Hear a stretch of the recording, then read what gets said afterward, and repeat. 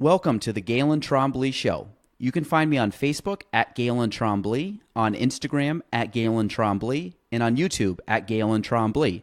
Spelling GaelanTrombley. Enjoy the show.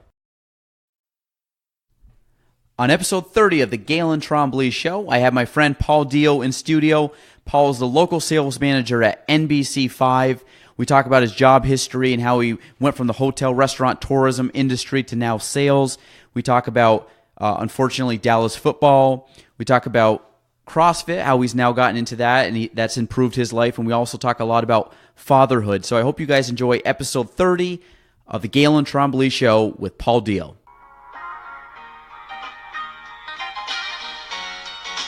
Welcome to the Gaelan Trombley Show.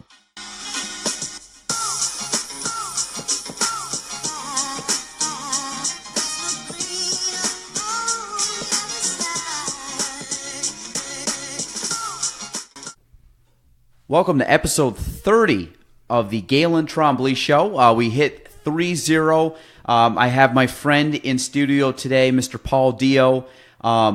Paul, this is your first ever podcast, right? Absolutely, you got it. All right, and the guy's got a face for radio, but he's even got a better he's even got a better face for television, if that makes any sense. I should say the voice for radio and the face for television.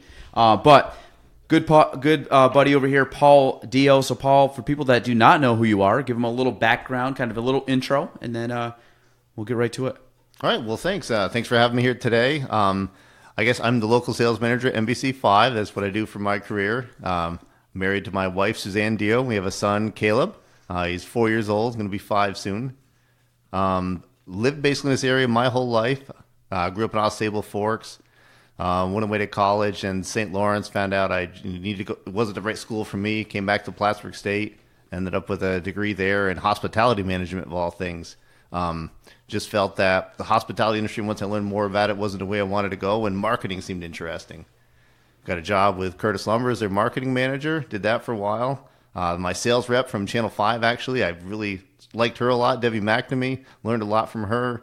And I thought, what is she doing that I couldn't do? She's almost like a marketing consultant. She's not only thinking about, my business, she's thinking about all sorts of different businesses. And an opening came up at PTZ, and they were called at a time, and applied for it, and the rest is history. How many years ago? That would have been 8 years ago now. You've been there 8 years? 8 years, yeah. Wow. Seem fast? Yeah, absolutely. It doesn't seem like it was that long. I was going to say, so, and you said local sales manager at NBC5. Mm-hmm. So what's that job entail? Like, what's your day-to-day like? My day-to-day is, coming, I try to get in early, look at orders that might have been entered the night before, look at what my days got set up, meeting with my account executives or my sales team, see what they're working on through the day. Definitely forecasting to my boss how we think things are going to finish. Try to fit as many client meetings as I can in between. I like to still do that and get on the street. That's what I love about the business. Mm-hmm. Now, do you go? Are you like a door-to-door kind of guy? Like you go into the businesses, drop in, say hi, kind of like a business development, also sales manager kind of role? I don't do that myself without an AE. There'd be an account executive that would be bringing me on a meeting. They're the ones who do the business development. They're stopping in by themselves. Okay, but you're still like on a typical week. How many like businesses do you go into, or meetings do you have with other companies? It's probably 1 or 2 a week, or it's an actual meeting to go there. That's probably about the number. Okay, and how many sales members are on your team? Like how many people are on your team of, I guess, in sales at WPTZ? Well, sales reps there's 9 when I'm fully staffed on my NBC5 side. And we also have the Valley CW. They have a couple sellers over there at full staff. Now, this is based out of where? Plattsburgh, Vermont, both? When you talk about sales? Yeah, I really split my time. So I have an office in South Burlington and an office here in Plattsburgh. And it's, 2 or 3 days a week there, 2 or 3 days a week here. What about like White River Junction, like down there? So that one moved to Lebanon, New Hampshire. We have an office down there as well. I'm not down there as often. Most of my time is here in Burlington or Plattsburgh. Do you visit there? Yeah, absolutely. Do you? Are you part of their sale? Do they have any sales force down there? Yeah, we have 2 sellers in that market. So that's part of the 9. Correct. It's all part of the right. Okay. Yes. Mm-hmm. Okay. So how many in Plattsburgh? 3 out of Plattsburgh. Okay. And our friend John is one of them? Our friend John's one of them. Okay. Absolutely. John actually looked very dapper the other night. Yeah, I thought he had a very nice suit on, looked good, looked very presentable. It was a fun time. We went to what was it? The Red Cross Fire and Ice. Yeah, absolutely. You've been before? I've done it a couple of times. Yeah. Yeah, it was good. It was a good little showing, good event. NBC5 was the moderators or hosts of the evening. Right, we emceed it. MC, there you go. So who was at your table? But like who? I know obviously the newscasters. But like who was? I met was Adam. Okay, so yeah, Adam Mintz and his wife Amy were there, and they both worked there. They both worked there. Yeah, gotcha. And then the two people to your right. Right, so that was the president and general manager of WPTZ or NBC5, Justin Antonetti. He was there with his wife. Is that the same role Paul was it? Who's Sands? Was it Paul Sands? Paul Sands, yeah, the same role. Same exactly, role. Yes. What was his thing back in the day? That's our opinion. What's yours? Yes. Does he? I mean, he's gone, but does this guy still do it? He does an editorial with a different style to it, right? Paul very much wanted to use that tagline every time.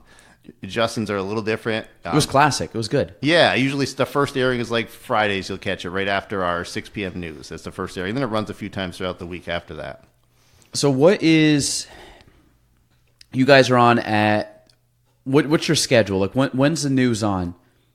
Like, I mean, obviously mornings, but like what's your morning hours? What's your afternoon hours? What's your evening hours? Like how does the station like function and work?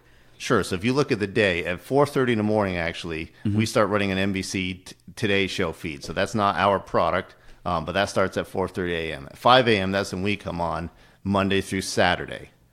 So we start at 5 a.m., run till 7 with local news.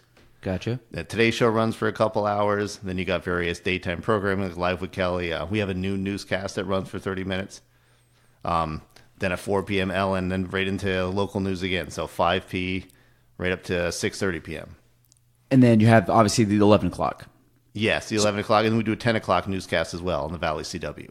Okay, so do you guys have a noon Yes. time? So you actually have a noon time slot also? We have noon. Yes. Now, are they full half-hour episodes? Yeah, it breaks roughly. It programs differently. So 5 to 6 is actually 1 hour, then 6 to 7 is another in the morning. In the different evening, newscasters, different everything? Sometimes they switch up a little bit, yeah. Like they want the 5 p to have a different flavor than the 5:30 p.m. news, even though a lot of the same people. But so they're just cross passes are going in and out? Sure, yeah. The morning and noon are usually you'll see similar faces, and in the evening, 5 p to 11 p will be similar faces as well, just with scheduling. So what happens with like today's show comes on 7 to 9, right? Mm-hmm. But then they do like a news break and they come back and then you guys are in studio again for like it could be like a minute, correct, or like a minute and a half or whatever during commercials. Yep. You guys will do like a little, or like when what's his name? Like Al Roker will say, that's our what's the weather in your neck of the woods, and then it goes to Caitlin or Tom or Tyler. Right, they're gonna. So then they just cut in and so you guys are watching this feed the entire time. So like today's show is always on when you guys are in the morning because that's like the NBC lineup. Yeah, right? correct. And there's the clock's ticking down. And there's people talking in their ear to say, "No, you're talking about stuff now that I have nothing to do with the station." Oh no, okay, right. But you have a little bit of background, right? Yeah, absolutely. So understanding. They know it's coming up in X number of seconds. They're counting it down, and then you're live or some version of that. I'm sure they say. So like when you guys are coming on, or when not you, but when other members of the team come on, and like Al Roker does this thing, like he's got a time cap on his, which coincides with your time cap starting. Yes. So they're like, hey, you got like 15 seconds. And then he does his little sign off. And then they know, and he's coming. Someone's counting down for, okay, you're coming back now. You're on in 5. I would assuming in this part. Okay. Again, that's not. Have you ever been on the news? No. Have you ever been in front of the camera? No, never. The ratings would go up, Paul. Would they? Yeah. I think so. Have you ever wanted to be in front of the camera? Is that just not your thing? I did ask one of the news directors once. I said, "How bad would things have to be when they're like, Paul, we need you to be the one behind the camera?" It's kind of like the hierarchy, like of like the president, then like the vice president, and it's like the secretary of state. Like you're like when they grab someone from sales to go in front of camera, has no idea what they're doing. Right? So you're like the secretary of agriculture, and they just kind of throw you in as like the 20th person down the line. Right? Oh, absolutely. Like we got to bring in the right hander. You got Paul Deyoe out of the grandstands. Mm-hmm. So that's interesting. Now, background, you said Ausable Forks. Is that how you guys know like the crew I know from Ausable? Mm-hmm. How old are you again? 37. Oh, so you're about the same age. Yeah. Of all of them. Mm-hmm. Did you go to school with? No, Chris has been a little bit younger. Well, he's almost Chris 35, so he's 2 years younger, right? Yeah, we went to the same Catholic school We were in high school together. He's a few years younger than me. I think 4 years younger than me. Yeah. Our families, though, have always been intertwined. His mom actually grew up in the house right next door to my dad. So, Oh, wow. Okay. yeah, so they were all his family and my family were always very close. And I knew Chris from an early age on. Right. Is Suzanne from around here? Suzanne's from West Shazy. What was her maiden name? Fountain. Fountain? Fountain. Yeah. F. Okay. No, that's cool. I think I knew your. Well, I do. I mean, I knew of her kind of, not super personally, but when we did Shazy Music Theater. Mm-hmm. But I moved stuff around. She was an actress. She was on stage singing and dancing, and I was kind of like you. I was like the sales of CMT. I just sat in the back and moved stuff. And that's people a couldn't great see me. analogy. Yes, it was good. Right. Yeah, people didn't have to actually see me. Mm-hmm. I would go out, but the lights would always be black. So if you saw me, there was a problem. So what has been your? Because you said you went to Plattsburgh State. And then you end up going for HRT, but you got out of HRT to go into marketing? Well, HRT was what I thought I wanted to do. When I was in college trying to figure out what my career was going to be, I was working for the Olympic venues. A lot of my time was spent at Kids Campus, at a snack bar there. I had previously worked at Santa's Workshop. I just felt that was an exciting industry, the hospitality industry. Mm-hmm. And I kind of, once I graduated and thought about it more, I'm like, man, I don't know how many more of these late nights I want to do and working every holiday and weekend. Yeah, I mean, have you worked in the restaurant industry too, or just hospitality? A little bit. Yeah, I was at the Holiday Inn here in town for a summer. Right. Like I said, Santa's Workshop. I worked in the kitchen there. Yeah, I think that's got to be one of the hardest hours, is because you're on when people like my business a little bit, because like people looking at homes and doing things is sometimes after work hours. Like sometimes hours start right now and go throughout the evening. But restaurant is by far the busiest, because you have every evening, every weekend, every holiday. But like HRT is very similar, and like, I mean, that's to take away the restaurant part of it, but like the tourism and hospitality, same thing. Like spring break, like school breaks, that's like prime time. Correct. Or hospitality, like you work all weekend or holidays. I mean, people travel all the time for Christmas. You have people are there at Christmas time and things like that. So what drew you to that? Just the idea that you just thought it was kind of a cool, like a fun industry, more so, or? Yeah, I guess I liked the thought of entertaining somebody. And to this day, in my personal life, I love to entertain and host people at our house, friends over and things. I love to put theme parties on. That's fun to me. So I think that was what was exciting. Yeah. We'll talk. No, keep going. Get to that a little bit. Yeah, we'll talk about theme parties. So I think that was the exciting part to me, and that how people can sell the sizzle, not the steak. I hate to use that cheesy line, but it's how do we make it more than just a great quality food product.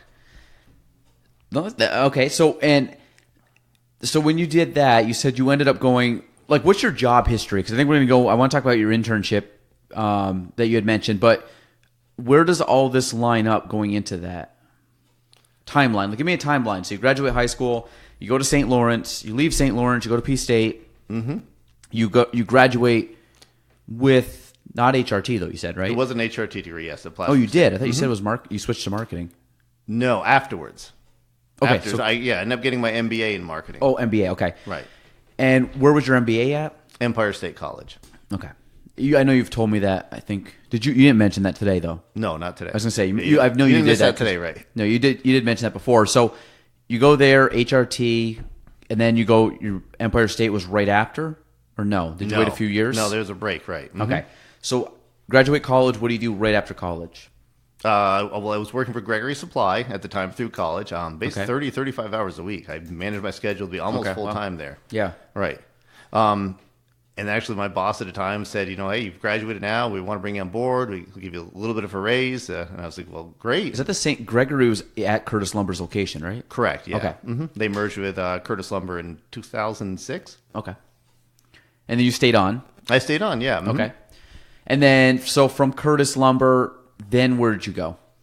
Right after that is when I went to WPTZ, or NBC5 now. Then when were you at Disney? Okay, that was during college. It was. Oh, that's what I wanted. That's what I wanted to hit. I thought this was. If you start, I did the plumbing and heating industry as a kid. My family owns Anco Heating. I did that for years. Okay. Got into college. That's when I'm working for Gregory Supply, and I took a break for 6 months to do the college program at Disney World. Okay, so that was kind of like not a semester abroad, but it was same idea. You just didn't leave the. It's funny you say that, because that's what brought it about. Was I was looking to do a semester abroad in Australia. Actually, I'd looked into Bond University and this is going to be great. But the additional loans I had to take out of it's like $10,000 plus, 10 to 12 grand extra. Just for a semester, yeah. So I couldn't see doing it at that age. Kind of in hindsight now, I was like, man, you would have had 6 months in Australia. You'll never get the chance to do that again. Yeah. Well, I was the same. But like when I went to Plattsburgh State, I graduated with absolutely no debt. I got a couple scholarships. My parents said they were going to spend up to a certain amount of money each year. Like our options were when we got out of college, my parents said, hey, we've budgeted X amount of dollars for you per year. Mm-hmm. You can go to any school you want, but this is how much you're basically like. If you go above and beyond this, you're doing student loans, you're doing that stuff. So me at 18, I had the wherewithal to decide that I wasn't going to go to college, to a college above and beyond what my parents were paying.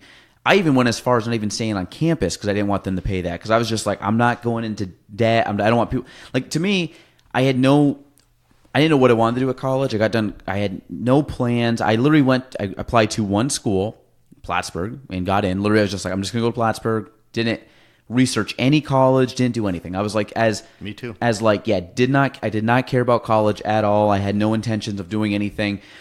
And I tried to go as cheap as possible, which I did. I came out with no student debt, which I think has been a huge benefit. And I encourage any young person, if you don't know what you want to do, don't necessarily go to college just to go. So yes, I saved money that way, but I was the same boat. I wanted to do a semester abroad, and for the same thing, because I wanted to limit the student debt. So you did obviously a good job of not getting in the student debt. I'm assuming, based on kind of your storyline as of right now. Right, I kept it a minimum. And seeing that flyer one day around campus about the college program, I'm like, well, that kind of gives me what I'm looking for. Something out of this area. Something to live away from my hometown for 6 months and meet people. It's like a giant melting pot. People from all over the world, every background and culture you can think of is there. At Disney? At Disney, So, right. So you went during what season? I'm assuming the summer? No, it was January. Really? Beginning of January is when I left, yep. Is that peak for them? Actually, that would be peak for them. As it gets a little bit warmer, January wasn't quite as busy. Because really, like, middle of the summer in Florida is miserable. So I can't see that being like the peak of Disney. No, you got spring break time, right? When I was going to say like February, April, May. February starts. You got it. Exactly. February, March, April, May. Mm-hmm. Okay. So you were there during the wild season. Correct. Mm-hmm. Okay. So what did you do at Disney? Well, my role was a roll hopper, is what they called. So Epcot was my primary park. Okay. I basically came in every day, and they found out where they were short-staffed. So I had to be trained in multiple locations and things to do. Some days would be, they're short in this food service restaurant. Can you go there? And I usually did I would fill sodas up or something like that. Or, they need help at the Living Seas event. Can you stand out there and greet people as they walk in? So you're just kind of a jack of all trades. All trades, right. Now, so what was the purpose of going down? Besides obviously moving away from the area and kind of living abroad, and not abroad, but living out of the area for 6 months, what was the skills you were trying to go for? Did it have nothing to do? It was just your probably wanting to just go away. I mean, it wasn't, did you go down for a certain part of your career? Like, you weren't going down for HRT, or were you? Yeah, actually. It ties into that with and tourism. I got college credits for it as well. Oh, you did? Okay. Mm-hmm. Yeah, I got, I think, 6 credits that year. Okay, so you went down with the idea that it was going to help your tourism part of the HRT. Correct. Yes, it made me a part-time student, I think, technically, but... Okay. No, that's cool. So how many times have you been back to Disney? I haven't, actually one time. One? I've never been in my life.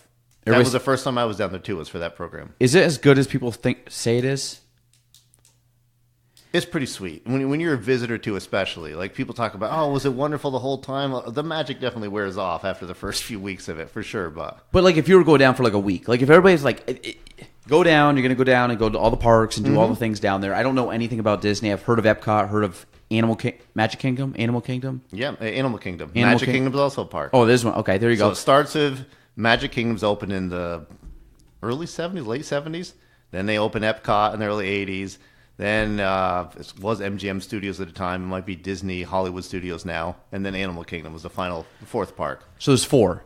4 main parks, right. There's also a water park and some other things, but those are the 4 main. And when you say main, like, okay, and I know anybody listening, I don't go to a lot of theme parks. I've probably been to like 3 in my life. So like the one I know is Great Escape. Like, if you were to drop Great Escape in one of those parks, how small is that compared to those parks? Boy, I'm really taking a shot in the dark here in this one. Okay, so if you don't know, a third of the size of one of those parks, yeah. So of one, I would imagine, right? Okay, that's so my guesstimate. Okay, so if you were to go to like Epcot would take you easily a full day to do everything at Epcot. Oh yeah, potentially 2. Yeah, for sure. Okay, so if somebody's going down for a week to Disney, and you're talking about hitting every single park, you could easily spend a day to 2 days at each park. Oh yeah, for sure. And that's just hitting the main ones. Mm-hmm. Okay. I was just kind of wondering because someone went down recently, and they were talking about they stayed at the parks, like in the hotels there, which sounds better. Like you'd want to actually be there because it's easier to get back and forth. Yeah. But they said it was a lot of money. Like a family of 3, I think, was like $6,000 or $7,000 to go down. Yeah, it is a big investment for sure. Yeah. So I don't know. My wife is like dead set on going at some point because she went as a kid. I have zero, like I could care less if I ever go, but we'll probably end up going just because of, like I said, I'm sure the kids at some point will love going. So what else did you do there? Because you talked about it was an internship position, but like what did you learn at Disney? Like what was kind of like the big takeaways from that trip? So I learned, I guess, to me, the customer service at Disney way. At the end of the day, that's what I took away from that. It was amazing to me to see how everything was thought of to just wow the guest. And today, in my personal life and my career, I've always tried to embrace that. How can I wow any situation, whether I'm presenting to a customer, whether I'm trying to create our sales presentations, how do I make sure that they're over the top and we're the best out there? Mm-hmm. You know, Disney did that in many different ways of creating these magical experiences for people and trying to think ahead. Kind of like over-delivering kind of thing? Correct. Like exceeding expectations. I have a book. Can't see it right now because I got Brittany's painting up here, but I have a book in there that was good. Had a whole chapter on that, and basically what it was talking about was elevating everything. So, and to kind of put it in perspective, I'm trying to think of, say, like I'll just do general sales. Say someone comes in and they walk in, they sit at a table, and they're at a sales meeting, and you are pitching them whatever, and they say yes, no, I want the product or not. Shake hands and leave. Like that's basically in a nutshell kind of the sales experience. And I'm kind of generalizing here a little bit, but that's the sales experience. They talked about how can you elevate that. Maybe when they walk in the door, someone, the front desk lady greets them and says, hey, would you like a coffee? And then everything else is the same. Mm-hmm. Now maybe, again, they talk about how do you keep going. Maybe they come walking in, the front desk lady says, hey, Tom, can I get your coffee? What will you take? And then anything else that you'd like from our cart or selection, whatever. And then say, here, we'll bring you into the room. And they sit them down. Can I get your jacket? Sit them down. Okay, Paul's going to be in here in a couple minutes. Is there anything else that you need at this time? So you're kind of like, so basically the idea is that every level, now what happens if you run that same scenario? The guy sits down and all of a sudden he's got a personalized book or personalized package already waiting for him with his name on it and a couple little gift bag or something. Then it keeps talking about how can you elevate the experience more and more and more to all of a sudden he's like, holy crap. And I think the analogy they used in the thing was golf. Like if you were to go to a golf, this would be easier for me to explain. If you go to golf and you pull your car or you park, you park in a normal parking spot, you put your bag on, you grab all your stuff, you lug it up to the front, put it in the rack, go in, pay your greens fees, get in the cart and head down.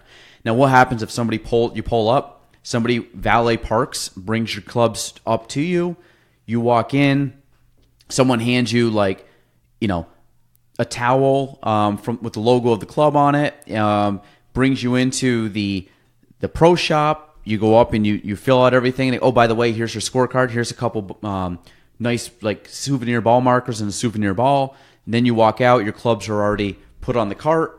They've cleaned your clubs prior to going to play. Like you can see how they kind of like are elevating the experience as you go along. So it's the idea that like you're just expecting just to go play the golf and like kind of what we would do here, but then you go to these nice clubs down in say Florida or South Carolina. They always you always have the kids that are running, getting your clubs, getting the clubs out of your cart, cleaning off the bottom of your shoes, make sure there's no grass on the bottom of them or your spikes. But they're doing all this stuff to elevate and like kind of wow you. Mm-hmm. So I would think that Disney's got to have some very good just overall cultural kind of things they've put in. That's the culture of Disney to do that wow experience. Because everybody I've talked to says like Disney, like the magic of Disney. I mean, to me, I'm just I've never been, so I can't compare it. I mean, I watched Disney movies as a kid, but I wasn't like a big Disney guy. Like, it wasn't like, I didn't collect Disney souvenirs and things like that. But I know people now as adults that go to Disney yearly. Yeah. Like adults, no kids, just like they go as adults. I've seen them. Right. Yeah, and which blows my mind because to me it doesn't make any sense. But again, I've never been, so I'm sure like I'd go down and then I'd experience like, okay, this actually is a pretty cool place. I always think about sitting there like in lines at a theme park, which I have zero interest in doing.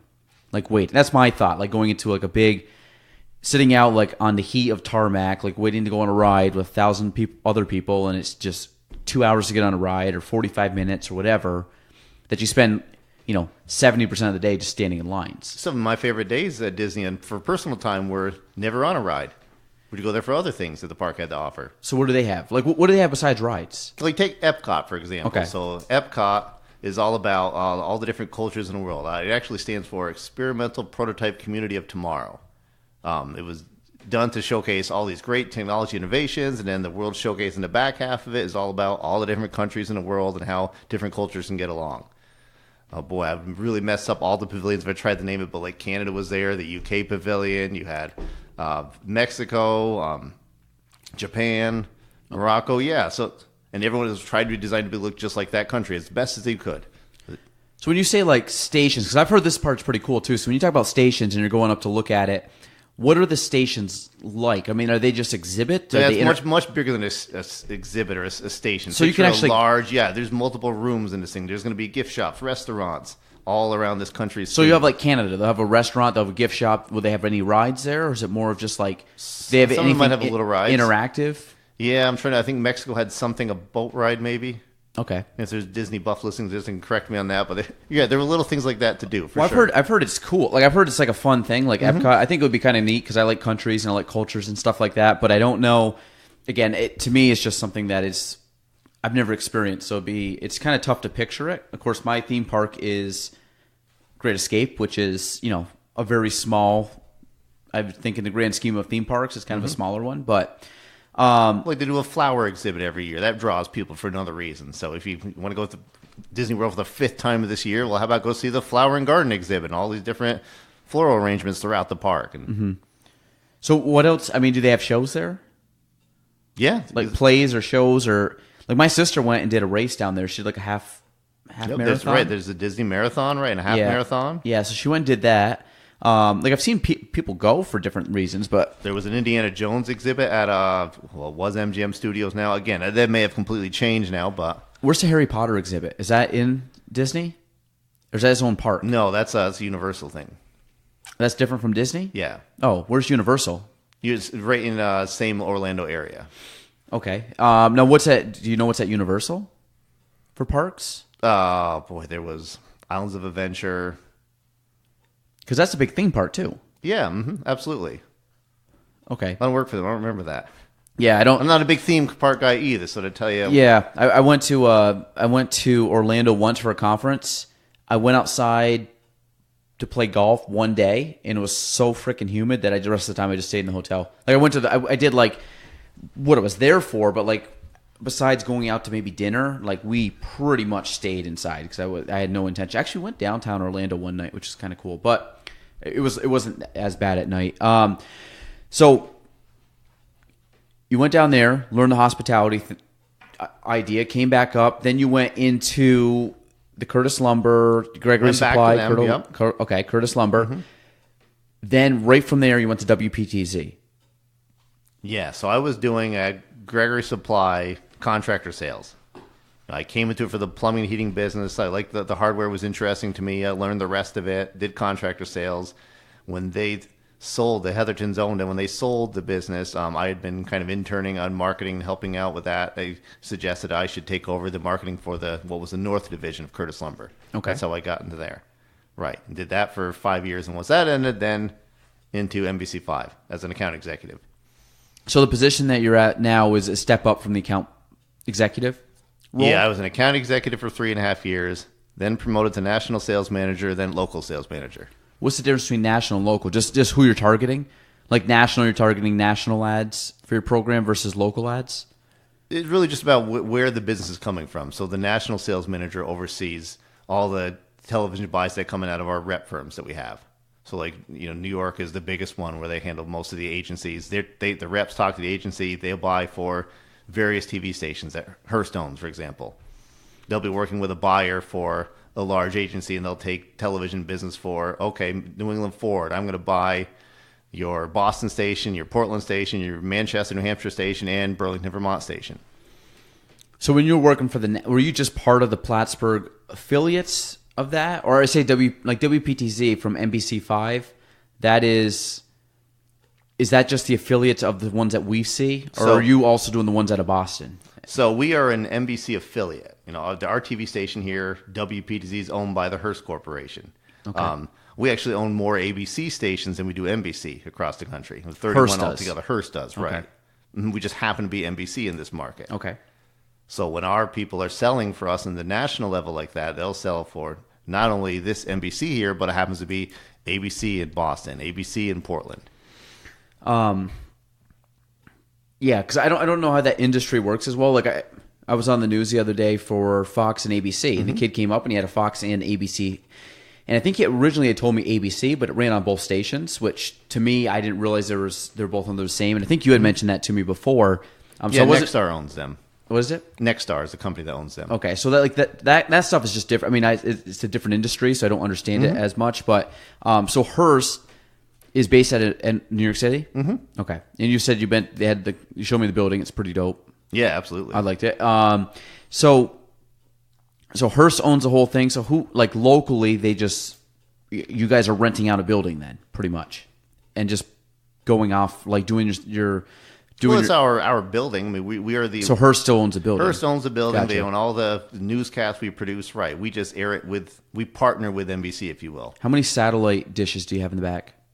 Oh man, I don't know what that is. A dozen, probably. There's more than a dozen. Really? That's all? A dozen? I feel it's a dozen. Maybe it's a little bit more. I've never There's quite a bit. counted them. There's quite a bit. Mm-hmm. My favorite is when they had the big storm and one of the weather guys goes out on the back deck and he gives a perspective about how much snow has been filling up back there. Yeah, they get the angle where the dish is in the background. Right? Yeah, that's the one you see right off the back door. Actually one of the interns that works for me here works for you guys too, and you probably don't see her though. I think she's early in the morning or weekends. Carrie. Yeah, I don't. Unfortunately, right. I don't see many of them. So she told me that Tom Messner is the man there. He is for sure. Tom is like an OG. How long's Tom been there? 30 years. If it's not 30, it's got to be close. I feel like it's 30, yeah. I've been alive for 30 years, and I've only known Tom, so. Right. Same thing here. At 37, I only remember Tom. Is he 60? Oh, I don't know there. I'm not touching that one. I don't know. Something. Maybe. I mean, he looks good. I just don't know. He looks great, yeah. If he started when he was in his 20s, he might be mid-50s. Maybe. Yeah, I don't know. We'll get him on. Yeah, right. There we go. We'll work on that. No, that's pretty cool. So when you went, you did all that, came back, did the WPTZ thing. Now, kind of what you had talked to me before about is you said the TV journalism industry. Mm-hmm. So expand on that. Like what you obviously have a passion for that aspect of the business, but go a little bit into what you mean by TV journalism industry. I just think it wasn't something that originally got me into the business. I wanted to be a marketing consultant, and I felt an account executive was a great way to do that. So that's still my passion. I think that's great that I'm able to help a local business grow. But it's also rewarding to know that I'm helping to make sure people stay informed. I don't think there's anyone who does a better job than television journalism. We're showing you, we're going out live on the scene. We're using video footage to explain the story and tell the story of what's going on. You look at the Escape at Dannemora, that whole event going on for, a month, right? Mm-hmm. There were people 24/7 around the clock. As part of Hearst, we had people flying in from different markets to help make sure we were always there and on air for that one. That was impressive to see what we did. Was that your biggest story you guys have ever covered? As long as I've been there, for sure. Yeah, because I would think like the ice storm would have probably been a big one. Like I'm trying to think of major ones, but I mean, obviously probably like 9/11 and things like that. But if you really take, because that was such a national story, but it was local for us, which is funny to see, but it was really on every news station. Like NBC Nightly News was a headline of the Nightly News for days. And you think that it was, they thought at one point that they had escaped over to Vermont, so we had You know, both governors talking on camera at one point at Dannemora. I'm like, what the heck? At the same time, they were both there. Oh, yeah, you're right. Was it Shumlin? I believe so, yeah. Mm-hmm. Yeah. Because I remember the second day or third day in, they were like in Willsboro, supposedly. And remember, he had everybody. It was the same thing. Like, you guys had news crews all over the place. So you guys must have been like all hands on deck kind of thing that day, for that month. Right. It wasn't just about a cool story. It was myself going, if they could have made it to Willsboro, well, heck, they could be in my backyard. They might be out. I might go to my shed this afternoon and find them in there. And at that point, they'd do anything to. Yeah. I mean, actually, I give, I thought, Stephanie was obviously the head. Who else was doing it with her at the time? Back then, it was at 15. Who was George Mallet there still? I want to say, yeah, maybe George. I think George was still there, right? I think so. I think you're right because they did a very good job because they were. I mean, again, they were. I mean, it was national at that point. Like they were being interviewed all over the place. I mean, I think they. I don't know if they went down and I don't know. They did quite a bit though. I mean, I know. In all hours of the night. I mean, I remember just like being glued to the TV. That's the most I've ever watched the news since probably ever. I mean, and I think it was you guys that I pretty much had on. You were listening to the national stuff, which was fine, but like you wanted the local news in that situation because it was so local. I know it sounds dumb to say, but typically, like you'd watch like, you know, a presidential election. You're probably watching NBC majority of the time for the main national anchors that are down in New York City doing the thing, and then you guys obviously come in and do like the local part of it, which to me is more entertaining because like those are the ones we actually vote on for the most part. But usually, like if you're looking at a story like that, the national news is just taking clips that you guys are shooting. You know what I mean? Like when you guys are out there actually doing the filming and it's getting published or down there, they're coming from your affiliate and sending that footage down. I don't know how much of that happened. And again, as someone who deals with that side of the business could answer this more correctly, but I feel like you had NBC and these other networks coming up here themselves. I mean, the trucks in Dannemora from cable networks, et cetera, was unbelievable. So they were getting their own footage in many cases. Well, I know was it Miguel Almaguer? Is that his name? He's from NBC or Today Show? NBC News, whatever. He was one of the guys, and he was one doing it. But I think there was a lot of them, though, that I remember seeing, like, on the bottom, like WPTZ, like national stuff. So I think there was a lot of interviews or footage that you guys were grabbing. I'm sure we provided a ton of footage, right? Yeah. We definitely work with a network and do that, right? Yeah, so that's pretty cool. No, that was just the main one because I remember like staying up like late at night with like, you know, you'd be watching like Stephanie Gore until like 11, 12 o'clock at night being like, have they caught him? All of a sudden like, hey, nothing to report yet. And like mornings back on. Like, I just remember sitting, we lived in, well, we still do, but Morrisonville. I remember the like NBC News, like, yeah, they're out there with like helicopters looking for these guys. And all of a sudden you just hear like going over our house, which was kind of freaky, you know, because Dannemora is probably like within 10 miles of our house. And so I just thought that was kind of like a fun, I say fun, it wasn't good, but you know what I mean? It was just kind of like a unique perspective because very rarely are we watching stuff like national news develop locally like that. Right. That I can remember. I don't know anything that's been ever national news up here. Maybe a weather. Part of the ice storm. Yeah, but that was everything, phenomenon. Right. It wasn't just us. Yeah, it was all New England.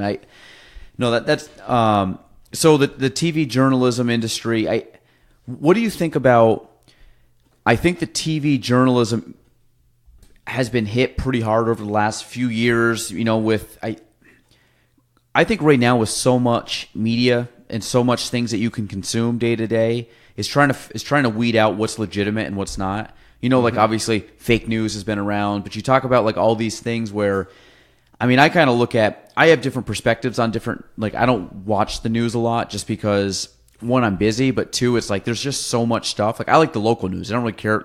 Like when I turn on the national news and they talk for 20 minutes about just negative stories, and then all of a sudden like the last like 5 minutes is like a positive story. To me, and I get it, negativity in a lot of those senses is what sells stories because people like that stuff. They like gossip. They like reality TV. They like that kind of stuff. But what do you, having been being in the industry with like a journalism, like obviously journalism's important, and I think there's some very good journalists out there. But then I also think that we're starting to get, I think, some kind of conflicting views, and some people are more skeptic of good journalism now because there's so many bad journalism out there that you almost have to try to decipher like the bullshit meter kind of thing of which one's good and which one's bad. But I think that it ends up at least in my eyes, has clouded some very good journalism stories because there's so much just crazy, to me, bias kind of news. Like, I'd rather just see someone come up and say, like, here's the facts, not like put a spin on it or try to, put a perspective on it, or someone who's saying it make a comment that shows an opinion based on the story. What are your thoughts on that?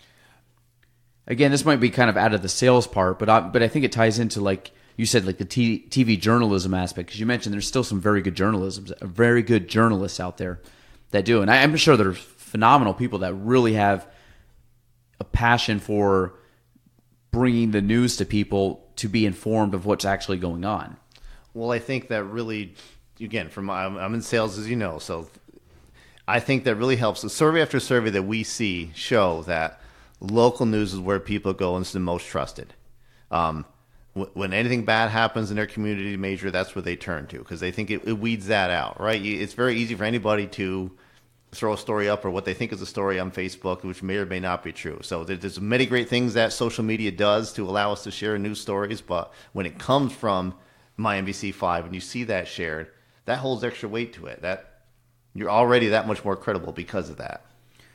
Yeah, I agree. I think the local aspect of news is like I find that local news is reliable. Like if I'm watching you guys cover a story that's local, like to me that's a legitimate source of information.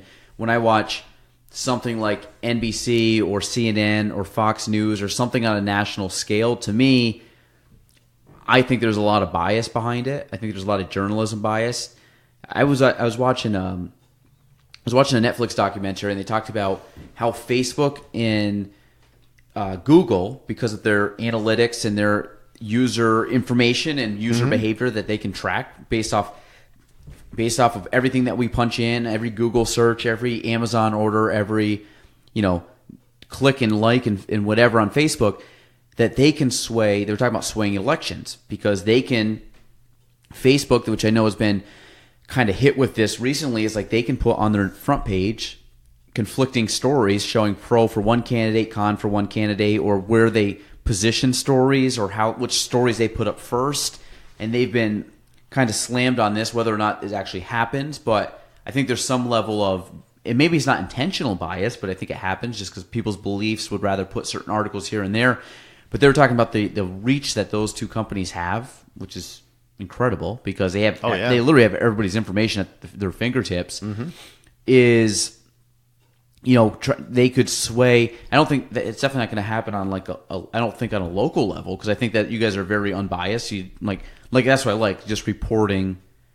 This is the facts. This is the news. This is what happened. This is who's involved or whatever. But it's not a story where it's like trying to push the views on people. Where I find that more of the national media, they kind of all lean one way or the other when it comes to politics or views or certain things that you would think that are, to me, are kind of off limits. Like I don't talk about politics on this show. I don't talk about, a lot of very touchy subjects because people feel very strongly about certain things. Like I have my views, people have their views, but to me, that's where they should just stand is like your personal views and you don't have to push it on somebody else. But it was unique to see that story about how they have so much information at their fingertips that they can sway basically what we consume as consumers of information on. Everybody's on their phone all day long, whether it's an ad you see on Instagram or whether it's a story you see on Google or a pop-up for something. Just how much stuff is able to be seen by those companies because of just how far or how their global reach, but the reach that they have and the power they have on that. I mean, do you guys find any of that stuff in regards to, how do you think anything like that ties into sales at all? Like when you guys when you go to a company and make a sales pitch or what's the pros? What are you selling people on? Because I do a lot of marketing. We do, we've talked about this before, but what's your, you talk about TV, you talk about ad space and things like that. So when you go to a sales meeting, what are you telling people, or what's part of your pitch? What's part of your sales strategy or sales game plan of how you're going to help companies out? Well, ideally, I'm not really getting to any of our products right away. Before I even, if I was to want to consider you to advertise with us, I'd want to research your business first, understand a little bit of what you're doing, and try to find a way to get to know more about what your exact goals are. And then to get into, well, here's why I think, the television advertising makes the most sense for you and for what you're trying to accomplish this year. I don't think there's anything that's more effective than video advertising. I just feel that's as good as it gets. I agree. And when you look at the scale of that we can reach with a spot in like our 6 p.m. news, for example, the cost per thousand, nothing's going to match that. Especially when you talk about an ad on a 60-inch TV in many people's homes, in high definition. I don't know what the cost per thousand is to some of the other things they're buying, but to me, nothing's going to be more effective than that. And as the industry changes and there's different ways people consume their video, we're adapting with that as well. So how have you guys adapted over? Because we're seeing, like, when I was talking with you about marketing and stuff, like I'm very big on where people consume media, which to me is like people have their phones within an arm's reach. Sure, yeah, mine's right here. Yeah, 90% of this is probably the farthest I'm going to be from my phone. Right, because it's over there. And it's because it's just taping us, and I don't have it on me. I have my phone on me, and even when I'm sleeping, it's my alarm clock. So I always have my phone on me, but I'm always looking at where are the eyeballs? Where are people going? Like, how have you guys? Obviously, because nobody can get away from the fact that people consume stuff on their phone more than any other medium on earth. I mean, the average American. So how have you guys adapted to that? Because I see stuff for NBC. I see stuff on my phone depending on what I'm doing. Like, you guys have adapted. I mean, you have to. I mean, so what have you guys done? What products do you have that maybe hit someone from more of like a mobile optimized world that we're in now? Like, how have you guys changed up or are able to factor in different things of how people consume media today versus, same thing with like YouTube TV and Amazon Prime and Netflix and things like that. And I think obviously Netflix I don't think has ads on it yet, but like a YouTube TV, which that's how we consume. That's what our we got rid of cable and all that, and we just like, how are you guys tapping into those kind of industries? So I love what you said about you're trying to reach eyeballs. That's basically a quote that my first general sales manager, Chris's father-in-law, told to me. That he asked me, "What do we sell here?" And you start thinking, "Oh, I don't know. We sell ads in the news. We sell eyeballs. We sell an impression to people. That's what we're offering our advertisers." And no matter how they're doing it, sure, right now most of it's still on a standard television, whether it's through a cable subscription or over the air. But we stream all of our newscasts. They're watched on their tablets and their phones, that kind of thing. There's certainly clips through social media that people are viewing. And then when they're more interested in the story, they click through to our app to find out more. Mm-hmm. Yeah, I mean, I follow pretty much everybody at NBC that I know of. I mean, obviously the big people of, the newscasters and the meteorologists. I follow them. And I think a lot of it's kind of cool because it gives like kind of like a more personal connection to. I kind of say it like the other day when we were at the Fire and Ice, like you had 4 anchors there, right? Mm-hmm. Because you had 3, right? David Schneider. 4, yeah, yeah, right. David, and then 3 girls. So I mean, you have 4 people that you otherwise would only see online, but like that I follow them on social media. It's kind of cool because I can see like, oh, so and so has a dog, or Caitlin's going like hiking or skiing, but. I kind of like that aspect, but there's times that I see stuff through what they post that like I would check out. Otherwise, I probably would not have seen because I wouldn't watch the news.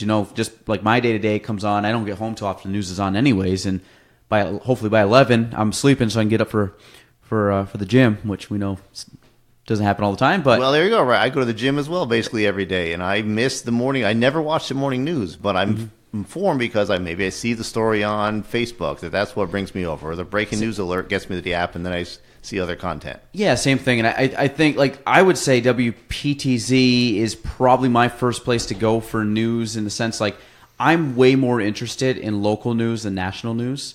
For my business, just in general, I don't really care what's going on outside of our region. I like knowing developing stories, or I like knowing economic stories about our area. I like knowing, hey, this new restaurant's coming in, or hey, this new store's coming in, or hey, like all these like local stories because I probably know somebody, or it gives me a talking point when I'm meeting with a lot of people. So I rely on it. That's why I follow a lot of them. Like I like knowing what's going on in our North Country area. But from a sales point, like when you go up and you talk to people, like what's your reach as a media, like in regards to television, in regards to different time frames, in regards to like different times of the, because I've gotten away, like we've done print advertising for the longest time. I've taken all the money out of print advertising because we only have so much of a budget, so like we allocate it where we find our biggest ROI type of deal, or what drives what we need. So how have you guys adjusted? Because like I said, for print advertising, a lot of like newspapers are streaming online. They're Sure. streaming. So like we don't like we look. I kind of find it. Those little pamphlets like the home buyer guide. Like I find those things are a joke. Like anybody that's still advertising in those is just throwing money away. Like it's gotten down to the point now where it's like 3 pieces of paper and it could blow away. If you just held it up in the air. But how have you guys been able to? I don't think print was as big with you guys, but like in regards to being like a competitor of yours. But when you're selling, are you trying to outsell other networks? Are you trying to outsell other sources of where you can consume? Or like who's your biggest competition when it comes to sales?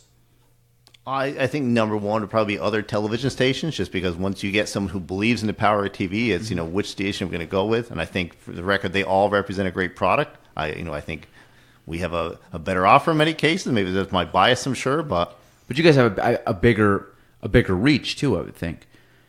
Or is that not the same? We all reach 100% of the television households in the Burlington Plattsburgh market. If you're talking about the 4 major networks, they're going to be able to reach all 730,000 people in Burlington Plattsburgh, whether they receive it over the air or through cable or DirecTV or Dish. So what's the top one right now? Like overall, like it not just up here, but like if you were to take the national scale, like overall, I would think NBC's got to be one of the top ones. Am I wrong on that, or no? It depends on the program, I guess. To say, I'd love to tell you that NBC has all the best shows and we win every single time, every demo. So they look at everything. So yeah, who we talking about? Like a sitcom in the news is all factored in from a station perspective. It's all monitored. Nielsen and now ComScore measures all of it. So it depends on the show you're talking. We measure like 15-minute increments in some cases.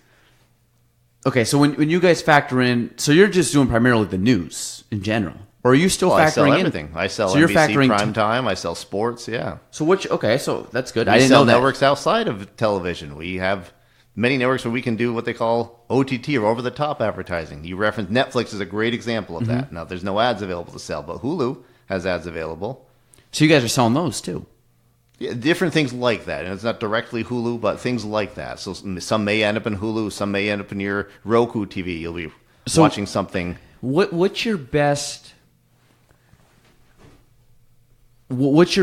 reach of? I have an idea of what I think would be the best source of advertising for TV, but what do you think is, from your perspective, probably the best buy for now, it might obviously be depending on budget and things like that, but where do you think is the best place to allocate money if you were to do from a TV standpoint? So generally speaking, it's going to be local news. Now, if you think of it, that's our product. We produce all of the newscasts. We have 100% of the inventory to sell. Mm-hmm. I think that's your best bang for your buck. Is the local news. The local news, for sure. Does it matter morning, afternoon, evening?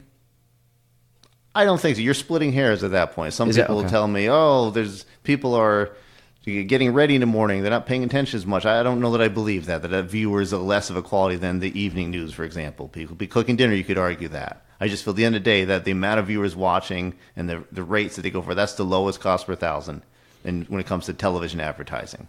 And so something like primetime, do you think that's not as, people couldn't watch it, but it's not going to be as big as the local news?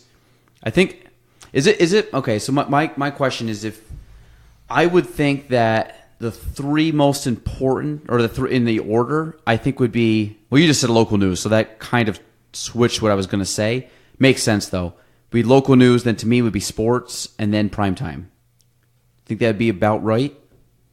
The reason I say that is local news is on at a certain time, and people will sit down and watch it, and they will watch, the commercials will come on, and they'll watch it for that time frame. Where I find like primetime, because you could watch The Voice, which is on NBC, you could watch it streaming the next day, or you could DVR it and watch it later. and you would pass through the commercials, that somebody at that point would treat that primetime show, whether it be, something on NBC, as being like, hey, I can't get to it tonight, I'll watch it tomorrow, and they might DVR it and pass through everything because they're almost looking at it as like and now like Netflix, like I can just watch it now. I don't need to. But on the flip side, if you watch like a sporting event, like if you watch Sunday Night Football on NBC, which is probably the highest rating of football all week, is the telecast at night. To me, who's DVRing that? Like people are watching that entire thing. So would that be a better use of advertising? Because to me, like live sports, very rarely do people not sit down and watch live sports when live sports are happening. Otherwise, like why would you know what I mean? Like I wouldn't tape a playoff game. I remember one time in my life I ever taped a sporting event to watch it later on, and it was when UVM beat Syracuse in 2005. I remember I actually taped it. We were actually at a CMT thing. I remember taping the game, did not talk to anybody, went home. The game was over. I went down in the basement, put the game on, I believe on VHS, popped it in, and watched the game in its entirety. The outcome had already happened, and I watched the entire game not knowing a single thing. Was just as jacked up when they won had I been there 2.5 hours earlier. But people don't usually do that, so they just watch sports all the way through. So like my understanding would be that would probably be better than primetime. But am I wrong on that? Do you think primetime hits more people? Yeah, I guess it depends on the sport, right? But if you're talking about, the thousands of people reaching the quality of that thousands of people, I think you're right. Local news, prime sporting events, certainly you're leaning forward that you're watching that very closely, right, to the sporting event. When that football game's on, and my Cowboys are playing. Week 1 against the Giants. Yeah, right. That's going to be fun, right? We should watch it together. That'll be great. That'd be a good time. Good evening. Set up the mics for that one? Get some. We could. Maybe we better not. Do you yell at the TV? Sometimes, sure. You get angry. I have fun with it. Yeah, exactly. Paul shows up to the gym in the morning. He's got decked out in just blue and silver and blue. Is that their colors? Mm-hmm. Official colors. You got a lot of Dallas gear. Your shoes are that way. You have a blue truck, right? I have a blue truck, right? Blue truck. You got Dallas decals on the license plates. I do. Mm-hmm. Why are you a Dallas Cowboys fan? So my father, because you grew up in the 90s. I grew. Well, yeah, that sealed the deal, right? For Okay. sure. So my father in high school had a friend who was from Texas, who was a Cowboys fan. Cowboys were pretty good in the 70s. Won a couple Super Bowls. That carried over to me. I remember I was a Giants fan for a game, basically. And about halfway through the game, I cheered for the Giants scoring a touchdown, and my dad looked at me and said, "That'll be the last blank in time you ever cheer for that team again in this house." And I was like, "Okay." So I'm always curious. My wife's a 49er fan, but she grew up in the 90s. Like that was when when you had Steve Young and Jerry Rice, and that was like they won some Super Bowls, and now you see like a lot of kids are Patriot fans because Patriots are good. So you're going to have all these people all around the world that. So I'm always curious. Like Dallas, I think is the same way because they were good. Like nobody up here is a Arizona Cardinal fan. You know what I mean? Like why would you be? They never won anything. They're not from the area. Like it just wouldn't be a team that you would really support. Well, actually, I'm an American. Dallas Cowboys are America's team, so that's a local team. It makes perfect sense that I cheer for them. Paul Deyoe, true American. That's why I'm a Giants fan. If you guys haven't, sorry to hear that. We've more championships since. How many Dallas have? 4? 5. They do have 5? Mm-hmm. The Giants have 4. All right, that's all right. But like for me, I grew up as a Giants fan since I was a kid. My dad was a Giants fan. Like I just remember as a little kid, like watching the Giants and starting to really get into the Giants. Probably like late 90s. I remember watching a couple Super Bowls, but I wasn't like super into them then. But like Tiki Barber, Jason Sehorn, back when they had Kerry Collins. I mean, that was kind of like my first wave. Ron Dane.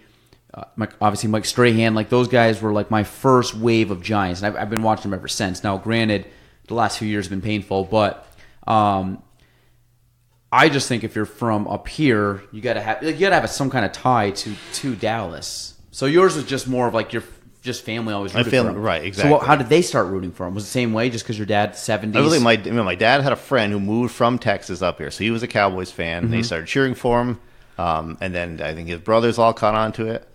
Oh, so they're just hanging out with buddies, and then that was just by default who they were cheering for. So they just kind of cheered with their buddy, just had more fun.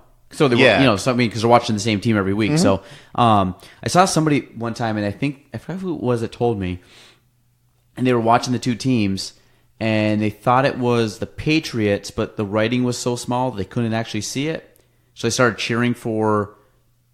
Who was this that told me that? They were I think they were Patriot fans, but they didn't know that it was the blue team, and the blue team was actually the Giants. That's and incredible. the whole season they were cheering because the screen was too small, and they couldn't tell that it said NYG instead of NYE or NE whatever, NEP whatever they had for New England. So that was just how they by default became Giants fans. So what's your most memorable Dallas Cowboy game? Oh man, one of Tony Romo's comebacks. He was losing to the Bills, and John Merrihew and I joke about this one too. He was losing to the Bills. Gosh, What's John? Is he a Bills fan? John's a Bills fan, yeah. Really? Wow. Okay. We were losing to the Bills by, I think, even the second half, pretty bad. Don't quote me to points. It was like 20-something points you're down by. And Romo's throwing picks like there's no tomorrow. And then he took us back, set us up to kick a field goal to win the game, and then Dallas won the game. And I'm like, how the hell does that happen? What a roller coaster of emotions I was through to that one. I think if you're the other thing is I think if you're a Bills fan, if you're a Bills fan, you're a true Bills fan because they haven't done anything in a long time. No. And they went 4 Super Bowls in a row with losing. Yeah, I remember some of those. So, I mean, you got to think that I give credit to the people that are Bills fans because they've been hurt. I mean, I watched the Giants when I was a kid, I watched them. I didn't really have as much memory, but they won 2008. So I went 18 years with them not winning, or 17 years. They won in 91, but I was a little baby. So you kind of look at that aspect of it. I've been lucky enough to see 2 Giants Super Bowls, which I've been pumped for because it's a difference when your team is playing in it. In 2001, they played 2, but they lost to the Ravens. Right. Yeah, you're catching up to me. I've seen 3, just for the record. 3 Cowboy Super Bowls. 3 wins. 3 wins. Has the Cowboys, how many have they played in that they've lost? Oh, that's a fun stat to try, right? Yeah, 3. Oh, I didn't know. They made 8 Super Bowl appearances, right? They won 5 of them. Yep. Because I think the Giants are 4-1. That might be right. Because I don't think they, unless they went back in like the 60s or 70s, which I don't think they did. I think the late 80s with like Phil Simms and those guys, I think LT, like those were, I think they won like 88 or something, and then 91, 87, 91. It was something like that. They were the first one to beat the Bills, right? It was the Giants and the Redskins and the Cowboys twice. Yes. So that timeline kind of sounds right to me. Yes, and then 08, which I love because that's when they beat the Patriots. And I'm a Patriot. Actually, I like Brady and Belichick. I'm not really, I wouldn't say a Patriots fan. I just like Belichick and Brady. I think they've been able to do something very cool and be consistent. But it was cool seeing the Giants win that year because that was my senior year of high school, and then they won my senior year of college again. So it was very cool to me. So those are my 2. First one, definitely 08, was by far my favorite football game of all time. When David Tyree caught it on the helmet, fell back, saved it, went. That was the only time I cheered for my Giants in my whole life. Was just that game. You hate the Patriots that much? It was almost there's no way they're going to go 18-1. There's no way. This is happening right now. Come on. Were you rooting? Look, that's just being a sports fan at that point. Sure, I would have still loved to see the Giants lose that game. So who were you rooting for in that game? The Giants for sure? No. I wanted originally I think the Patriots, but just seeing the Giants wow, they could really do this. The unthinkable. If you remember though, like one of the last games of the year, like mid-December games, they lost I think they played at the Meadowlands, and they lost a very close game late. And I think they lost, like Randy Moss caught a really big touchdown pass late in the game, and they won that game. And that was like, I remember watching that whole thing, and I was like, are you kidding me? Because nobody had beat them. They were undefeated going to the Super Bowl, but like the Giants only lost by a few points. I'd have to look it up and see exactly what the score was. I just remember that game being super vivid. I think it was a night game. It was either a 4 or an 8:30 game. And they were a wild card team too, right? When they made the playoffs, both games they were. Yeah, they were like a number 6 seed. They played every single one of their games on the road, and when they ended up winning, part of me, and again, I know this is crazy, like part of me was disappointed the Giants made the 08 playoffs because I hate the fact that the 72 Dolphins run their mouth about being the only undefeated team ever. When you look at the stats, they played less games, they were barely winning games, And the Patriots of 07, 08 were, I mean, steamrolling teams. Like, the games were over by halftime. Mm-hmm.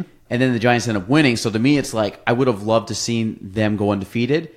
But as soon as the Giants were, like, I was rooting for the Patriots the whole time to get the Super Bowl. I never thought the Giants would ever get there. By the time the Giants actually won and got there, I was like, well, I'm obviously rooting for the Giants. So I would love to see a team go undefeated at some point. I don't know if they'll do it. I mean, it will happen, I think, eventually. But like in our lifetime now, because the athletes are so much closer to each other, meaning you know what I mean? Like after a certain point, every team and every athlete, it's kind of like baseball. Like Babe Ruth back in the day shouldn't have been as good as he was. You know what I mean? He just wasn't a very athletic guy. I mean, granted, he could hit a ball over the fence, but he wasn't. You didn't look at him and be like, this guy's in great shape. And now when you look at baseball players, they're all athletic, and it's like majority of them are athletic, and you kind of look at it like the pool of the pitchers are all better, you know, and it's so much harder to replicate what they did back then because it's just better.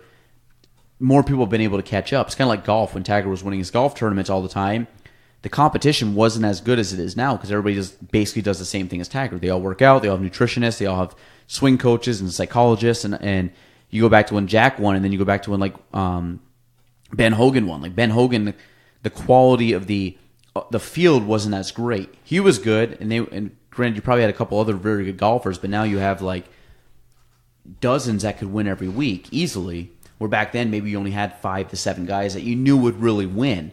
So like the chances you won each event were greater. So I look at that now with like football, the chances you go undefeated, I think, are much lower.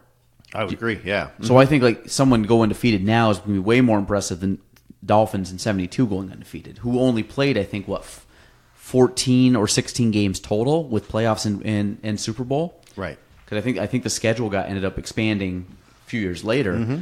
It'd be kind of like baseball now if baseball was ever to switch to less games, which I think they've talked about doing. So the season's not as long, and like 162 games is a lot of games. Like we went the other day and we saw 2 games, and I'm like, and they played the night before, and they're playing the next day, and they're playing probably the day after.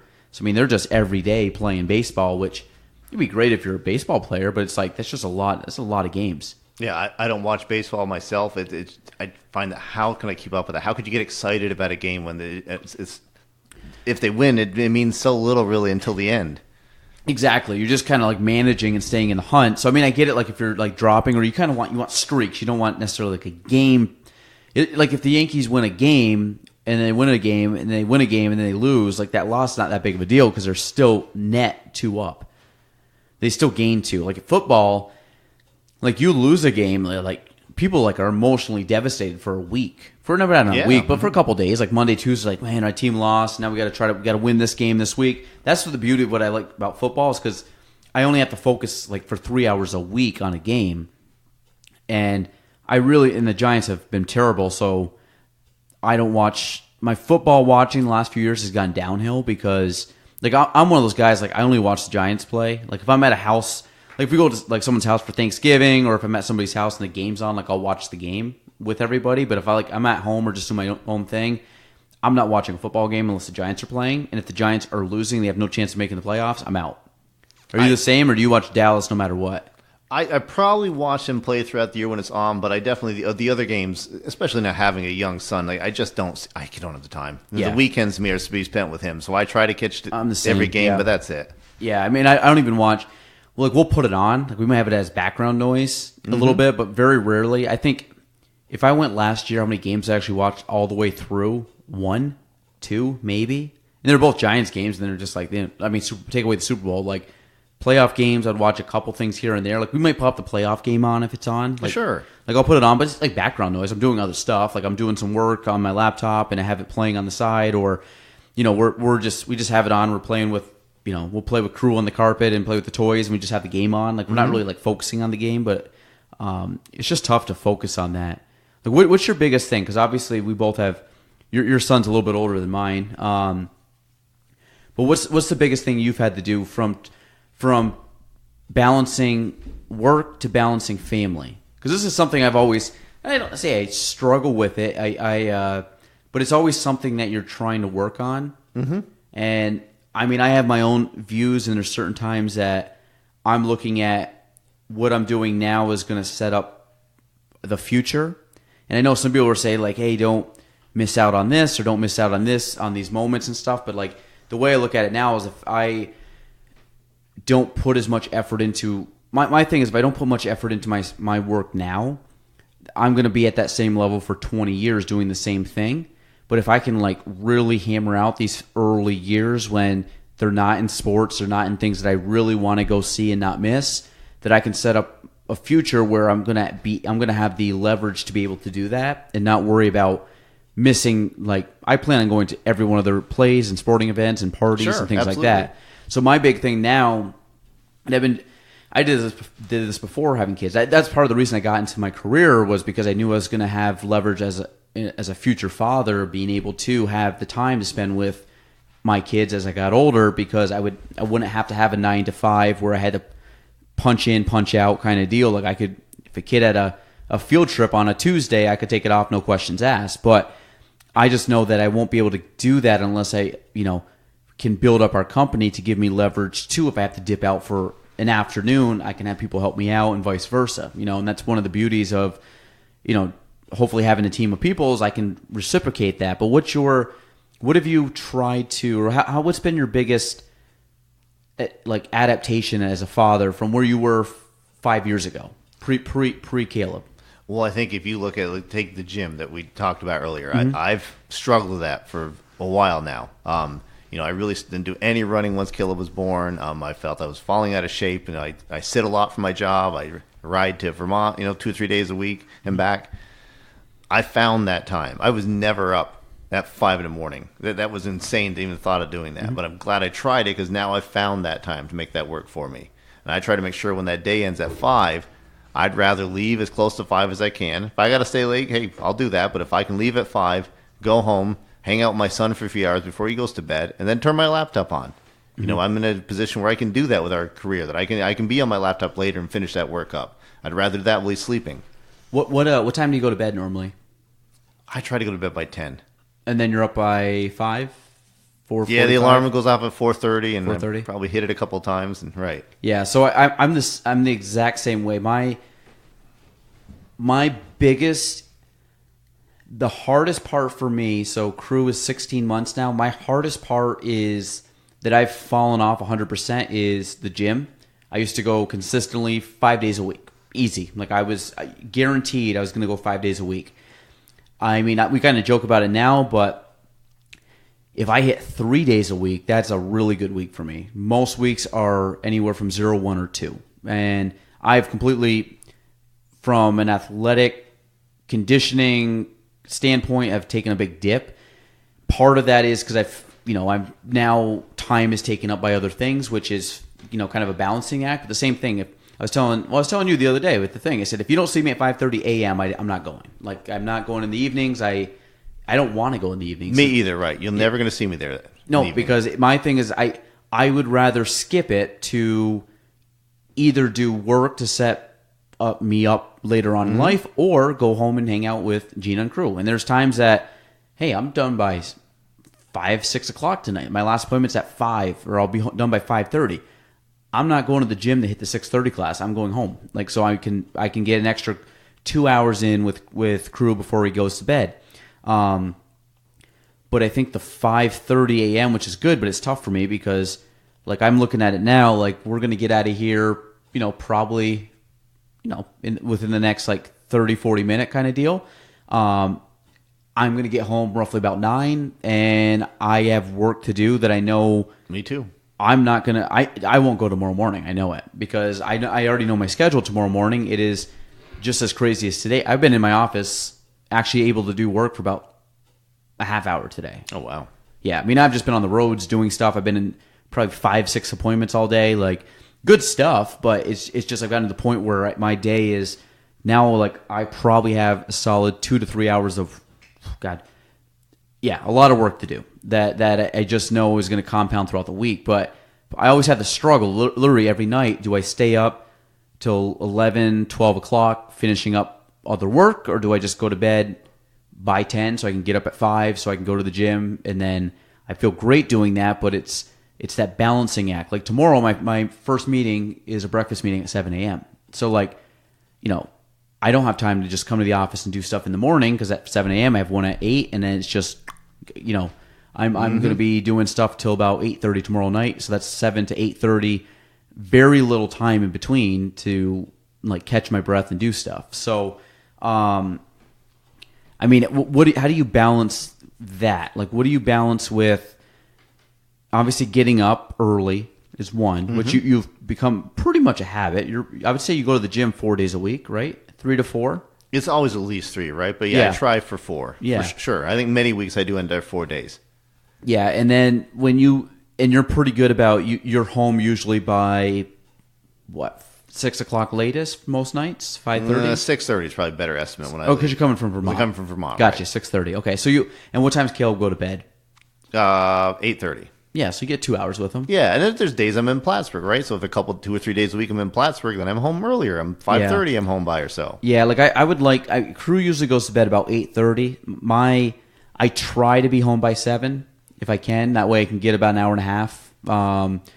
Some days in the morning, there's some days that like if I stay up late, I'll just be like the next day, I'm just going to sleep in a little bit later so I can get up with him. So instead of getting to the office for 7 in the morning, I might get to the office for 9, but I can wake up with him and spend like 20 minutes with him before I leave, just because maybe I didn't see him like I didn't see him the night before. So like that's always my balancing thing. But then on the weekends, for the most part, I'm pretty much doing family stuff. Like you won't really see me, like I used to golf a lot. I'm not going to most likely ever golf on the weekends. If I do, I'm teeing off at like 5:30 in the morning.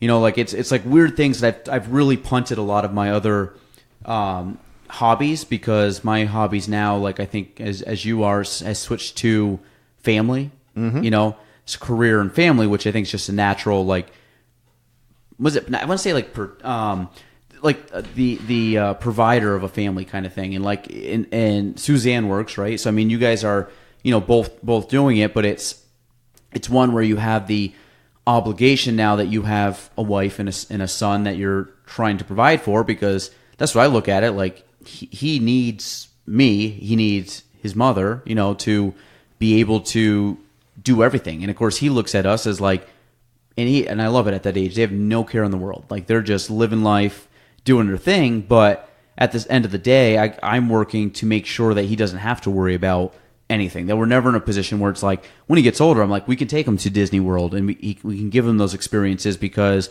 I busted my tail at this point where I could be like, because I kind of think what you are, like you could be lazy, you can kind of be not much of a go-getter, but then all of a sudden, like what opportunity is that not providing for, your son in the future, which I think is that something you think about too? Oh, absolutely. I had a conversation with a coworker this past week, and it was about, he made a point of all these years of working and trying to work as hard as I could to make as much money as I could. Somebody told me once, you always got to think about not necessarily what you're going to gain. Stop focusing on that, but what do you lose by doing this? What do you lose by this title, as promotion? So you keep that in mind when you're doing something. And I've tried to think about that. Like you said, I keep weekends to the family for sure. As much as I can, I want that to be time spent with them.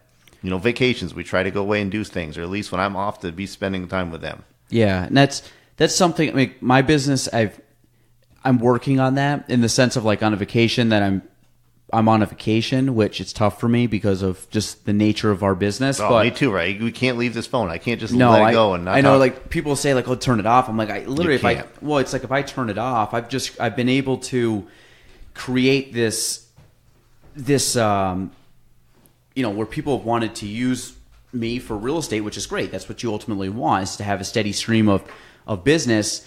But at the same time, as soon as I shut that down, I will always look at it. Am I providing a good service? Am I providing my highest level of? Am I being the best I can be? Which I can't be at certain points, And I think that the family aspect of it, though, is I really try hard when I'm with family. Like if I go out to restaurants with my family, like very rarely will you see me turn my phone on, or say turn it on, but like have my phone on when I'm eating. Like there's times me and Gina will go out to dinner, I'll leave my phone in the car. Like I don't need it for the hour and 15 minutes that we're hanging out with people. Family events, a lot of times my phone will just sit will sit in my jacket for 3 hours while we're at a family dinner. Like, cause I don't need my phone. Like, so there's certain aspects like that I try to balance. But my thing is like Monday through Friday, I'm on like 110%. Like I'm up morning, night. I had 9 text messages before 8:30 this morning from 9 different people. Like, and that's just the way it is. Like I've gotten to the point where I'm getting stuff morning to night. I'll probably shut my phone off tonight around 11:30, and I guarantee you somebody's texting me by 11 o'clock tonight for something. I mean, I'll have a message come in about something. Now, do I have to respond to it at that time? No, but I'm up. I'm like in the mode of doing it, and I'm going to. It's just the way I'm wired. But I mean, have you had any struggles with that? Because I always feel guilty if I'm with crew and I'm like responding to a message, and sometimes it's like sometimes I'll look at it and I'll just put it down on the weekends. I'm like, I'll get to it in 3-4, and the next thing I know, like 4 or 5 hours have passed, and then I'm responding to it. There's sometimes that it's kind of time sensitive, and I'm feeling bad that I'm taking time to text, but I really try to just like leave it on the table and go in the living room and play with him, and he's taking a nap. Now I'll check my phone while he's taking a nap because that's my time. But like you said, I don't watch a lot of movies. I don't watch a lot of TV because I would say 29 of the 30 days a month, if he's going to bed at 8:30, I'm on my computer and I'm just finishing up work, and I'm working those evening hours where I'm not just sitting down to like pop on Game of Thrones and watch Game of Thrones. Like I like Game of Thrones. I'm trying to catch up, but I've been trying to catch up for 2 years. Like it's not going to, it's just not something that I naturally gravitate towards. So like for you at night when you're working, are you... Same thing, like he goes to bed, then you kind of like, that's my late night work hours. Sure, absolutely. And a lot of times, the TV's just on in the background in that case. Primetime viewing, I often will, when I'm talking to local business, primetime viewing doesn't even come up as something I'm going to offer to them. You don't need that. Save that for, for dealers or somebody trying to I'm buying every single newscast you have anyways. I want even more exposure. Yeah. I want to get into The Voice, for example. Yeah. So what has been? Let me see. I mean, anything else like that you can think of from like a perspective? Because you're like I said, you're just a few years ahead of me. So I kind of like it because to me this is new. I have my second child's gonna be born in any day now. I mean, really, next 3 weeks, but I mean, it could happen any time. So I'm always trying to like that's gonna be a whole new set of challenge. So now it's not just Gina with crew, it's Gina with the baby, and now crew. I'll be with him, so I'm always factoring that in too as to like how that's going to play out in my day-to-day world of just everything. So I mean, I know we'll adapt to it, and we'll change. But I mean, is there like what else have you guys had to do? Like obviously different with like babysitters and talking about just going out and doing stuff. Like it's not as easy to go out on and hang out with or go on a date with your spouse because. You have, and part of the time you don't want to go out. You want to just hang out with the little dude at home and just like roll around on the carpet and just like, make farm animal noises with him because that's more fun than going out to a party or going out, and stuff like that. So I mean, have you found that you guys are kind of in that mode too, where some days like staying in is more fun than going out? Sure, and we definitely try to. I'd say about once a month or so, he'll go to either my parents or Suzanne's parents for the night, and I think it's a good time because he can get there at, like, let's say 5 o'clock or something like that. We drop him off.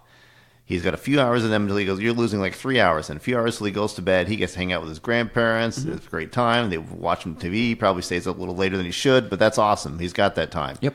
Then he wakes up in the morning with them a little bit, and we get him by noon at the latest the next day. So I think that's a nice balance we've tried to fit in once in a while. Yeah. But more than that, he's with us. I try to do things with him. I have to run to the store. I bring Caleb with me. He loves to go to the store with me. Anything I do, he wants to do with me. Yeah. And I think that's part of the fun. Like even the other day, I was on Saturday, I spent most of the afternoon before I saw you assembling a dresser for the new baby. So, of course, I have everything laid out, and like the pieces are here, this stuff's laid out, because as soon as stuff gets all disorganized, like in my head, it just looks disorganized, and I feel that I'm missing something or doing it wrong. So I'm like, hey, just keep the dog and keep crew out of this. Well, of course, crew keeps walking in, and he's looking, and he wants to see what's going on. So he comes over, and Gina's holding him. So I have all these screws basically on top of this dresser, and I'm just, I'm basically screwing them all in. So Gina would grab one and give it to him, and I'd reach my hand up, and he would put it in my hand, and the next thing you know, he wants the next one because he's like, I'm getting him interactive in what we're doing, so he's not like, I don't want to say like, don't come help me. I mean, obviously he's not going to do he's not going to help me, but he likes handing me the pieces because we're making him part of what we're doing. So, so important. Yeah, and hopefully, like when the new baby comes, it's like, hey, can you grab a diaper for mom? And he'll walk over, grab the diaper. So we're trying to get him involved in different things. Like every night, brush our teeth. He puts his toothbrush. Hold the thing up, takes his toothbrush, puts it in. He shuts the light off. We go to bed, or we come in. I have him hit the garage door to close the garage door. So little things like that we're trying to get him to do, so he feels like he's part of what we're doing, like he's helping out, because I think that's important. I mean, again, he's younger. Caleb's 4, so I mean, he's a full functioning little kid. He's sure he loves to just put cheese on a pizza with me, and but he's having a conversation with you. Yeah, absolutely. So like that's the part that I can't wait for, because Crew babbles, but then there's times he'll sit there and he's telling a story, and all of a sudden, like, you'll look at him and he's giggling and he's laughing. I don't no clue what he's saying, but he's just cracking himself up, and he's putting his head down, and he's shaking his head and giggling and big grin on his face. So it's gonna be so much fun. Like, I don't know when kids really start actually having a conversation. Probably like close to 3. Yeah, that sounds about right. 2.5, 3, where they can really understand, or they can understand what we're saying, and we can understand what they're saying. I can't wait for that time. It'd be so cool to like have them just like go for a walk with me and start telling me about stuff. And like he's in the car and we're driving, he's telling me a story, and I can talk to him like an adult, and he's carrying on a conversation. Like, to me, that's gonna be so much fun. I mean, what's your favorite part about like him being a 4-year-old? I do love the conversation we can have together, for sure, and the things he remembers is impressive. To this day, anytime I drive by the tower right next to our next to the gym, I can't think of the name of that tower that's right there with the retirement community. Oh yeah. Okay, but he sees that from the interstate, and I've pointed out to him one time that that's where Daddy goes to work out in the morning. Is near there. Yep. So every time he sees it, he points it out, references it. He's remembering things. Yeah, that's cool. I mean, I think at that age they're sponges. And I think part of it is they don't have, there's no stress, there's no worry. Like the kids are just like it's amazing when you look at a kid at that age. Like I think about like right now in my head, inside my head is going about 1,000 different directions. It's what I need to do, what haven't I done, what do I have to going on tomorrow, what am I forgetting? Like anything that a typical adult would think of. Sure.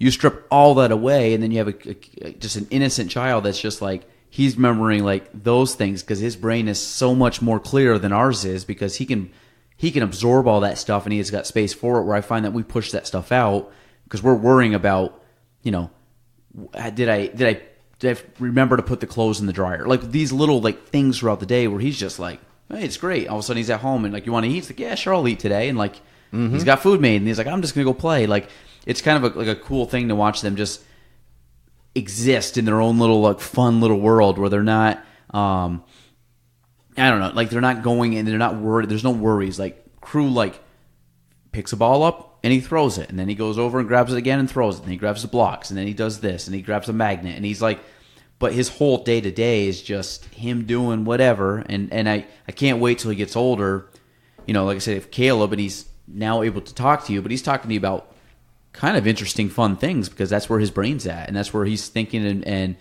like he's talking about dinosaurs, because dinosaurs, like for every little kid, is like a big part of. Yes, he loves that, right? Yeah. We're talking about the crazy things on Paw Patrol that happen. He's laughing. I'm having a good time too, right? Yeah. That crazy Chickaletta. Yeah, like I don't know any of those things. You'll get there, though. That'll make sense exactly. someday. And I'm sure there's people listening to this. They're Are gonna, like, I know oh my what God, you're talking about, like, right? I know Paw Patrol, and I know. I mean, there's what's the Tagger?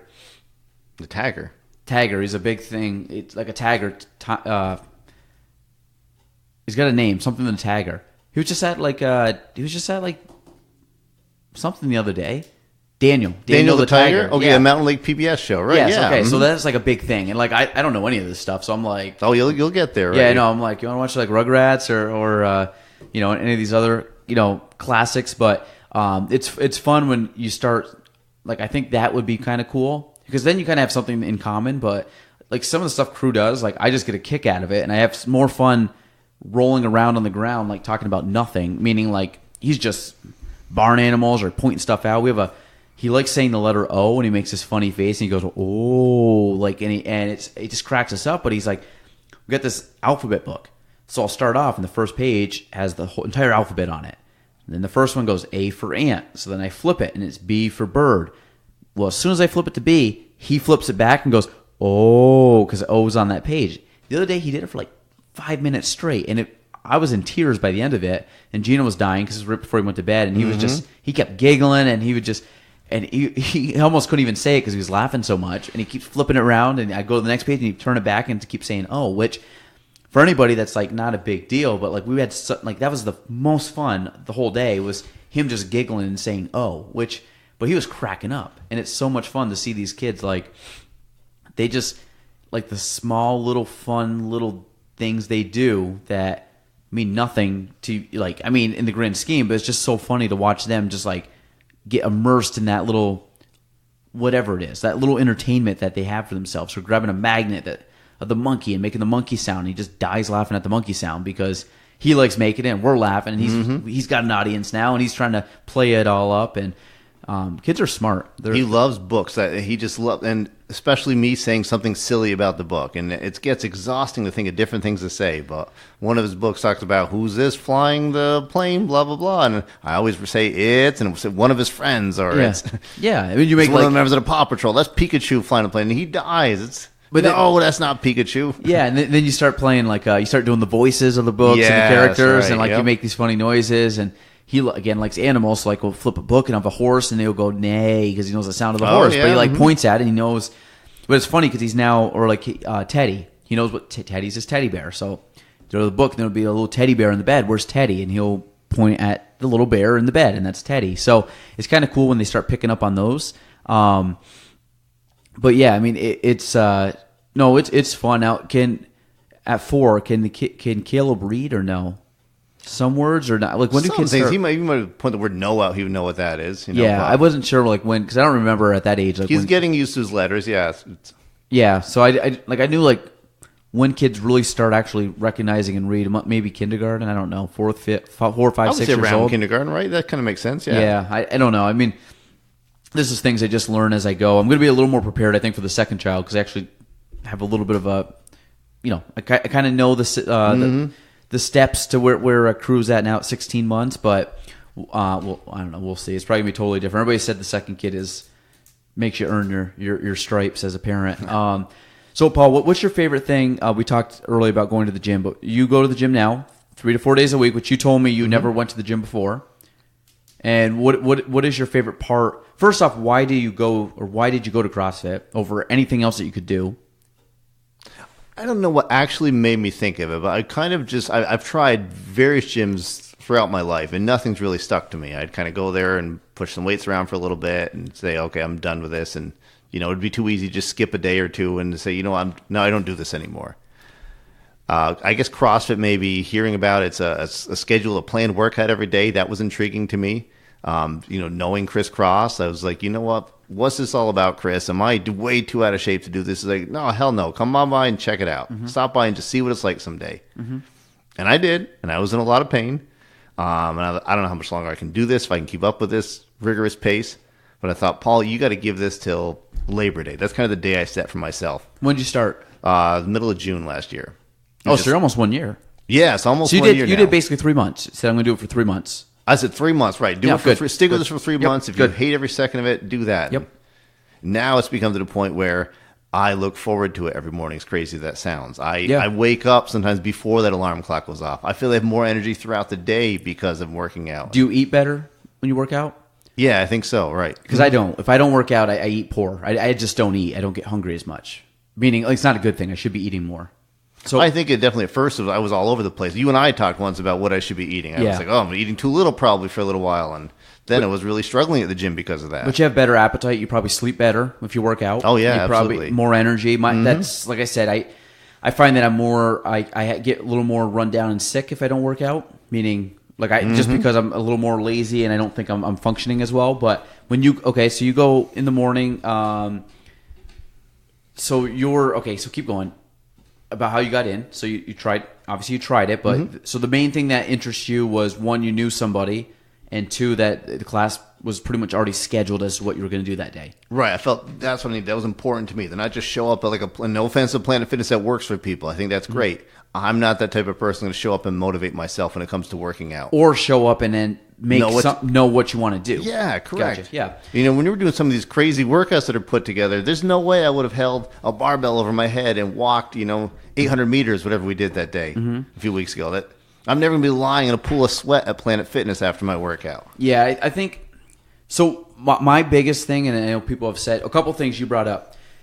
Number one was the fact that you said, "Am I too out of shape for CrossFit?" I've been doing CrossFit now. Now, granted, I've been very bad this past year, but I've been doing CrossFit since 2011, 12, and so a solid 8 to 9 years. I've been able to improve and get better and over time. But like when I tell people, like, I go to the gym now, like you show up and like we're doing stuff that we're doing now, I'm like, I couldn't do a pull-up in 2009, 10 when I started to kind of first work out. I couldn't do one. I still can't either. And they know at that 5:30 class that the day I do that first pull-up, we're popping a bottle of champagne. That is a fact. You got one stations? When I'm close to it, I'm going to have one on hand, right? I'll be ready to go. I can't wait to down that with you at 6 a.m. in the morning. At 6 a.m., right. I'll gladly clean those mats afterwards. Sorry, John, but that's spraying a little bit. Yeah, but it's actually we got some wine up there and wine over there. That's that was another podcast. But I think that's part of it is like when people are always like, should I go? I get why people don't. One is they get intimidated knowing that I don't know. I'm not in shape, which I get it. If you're not in shape and it's uncomfortable, it's tough to go. It's tough to get over that hump and say I'm going to put myself in a vulnerable position where everybody around me is going to know what they're doing, and I'm going to be the only one not knowing what they're doing. I'm going to make a fool of myself because I can't do a pull-up or do a push-up, or I got to stop when we're running. But like as you probably have noticed, nobody there cares.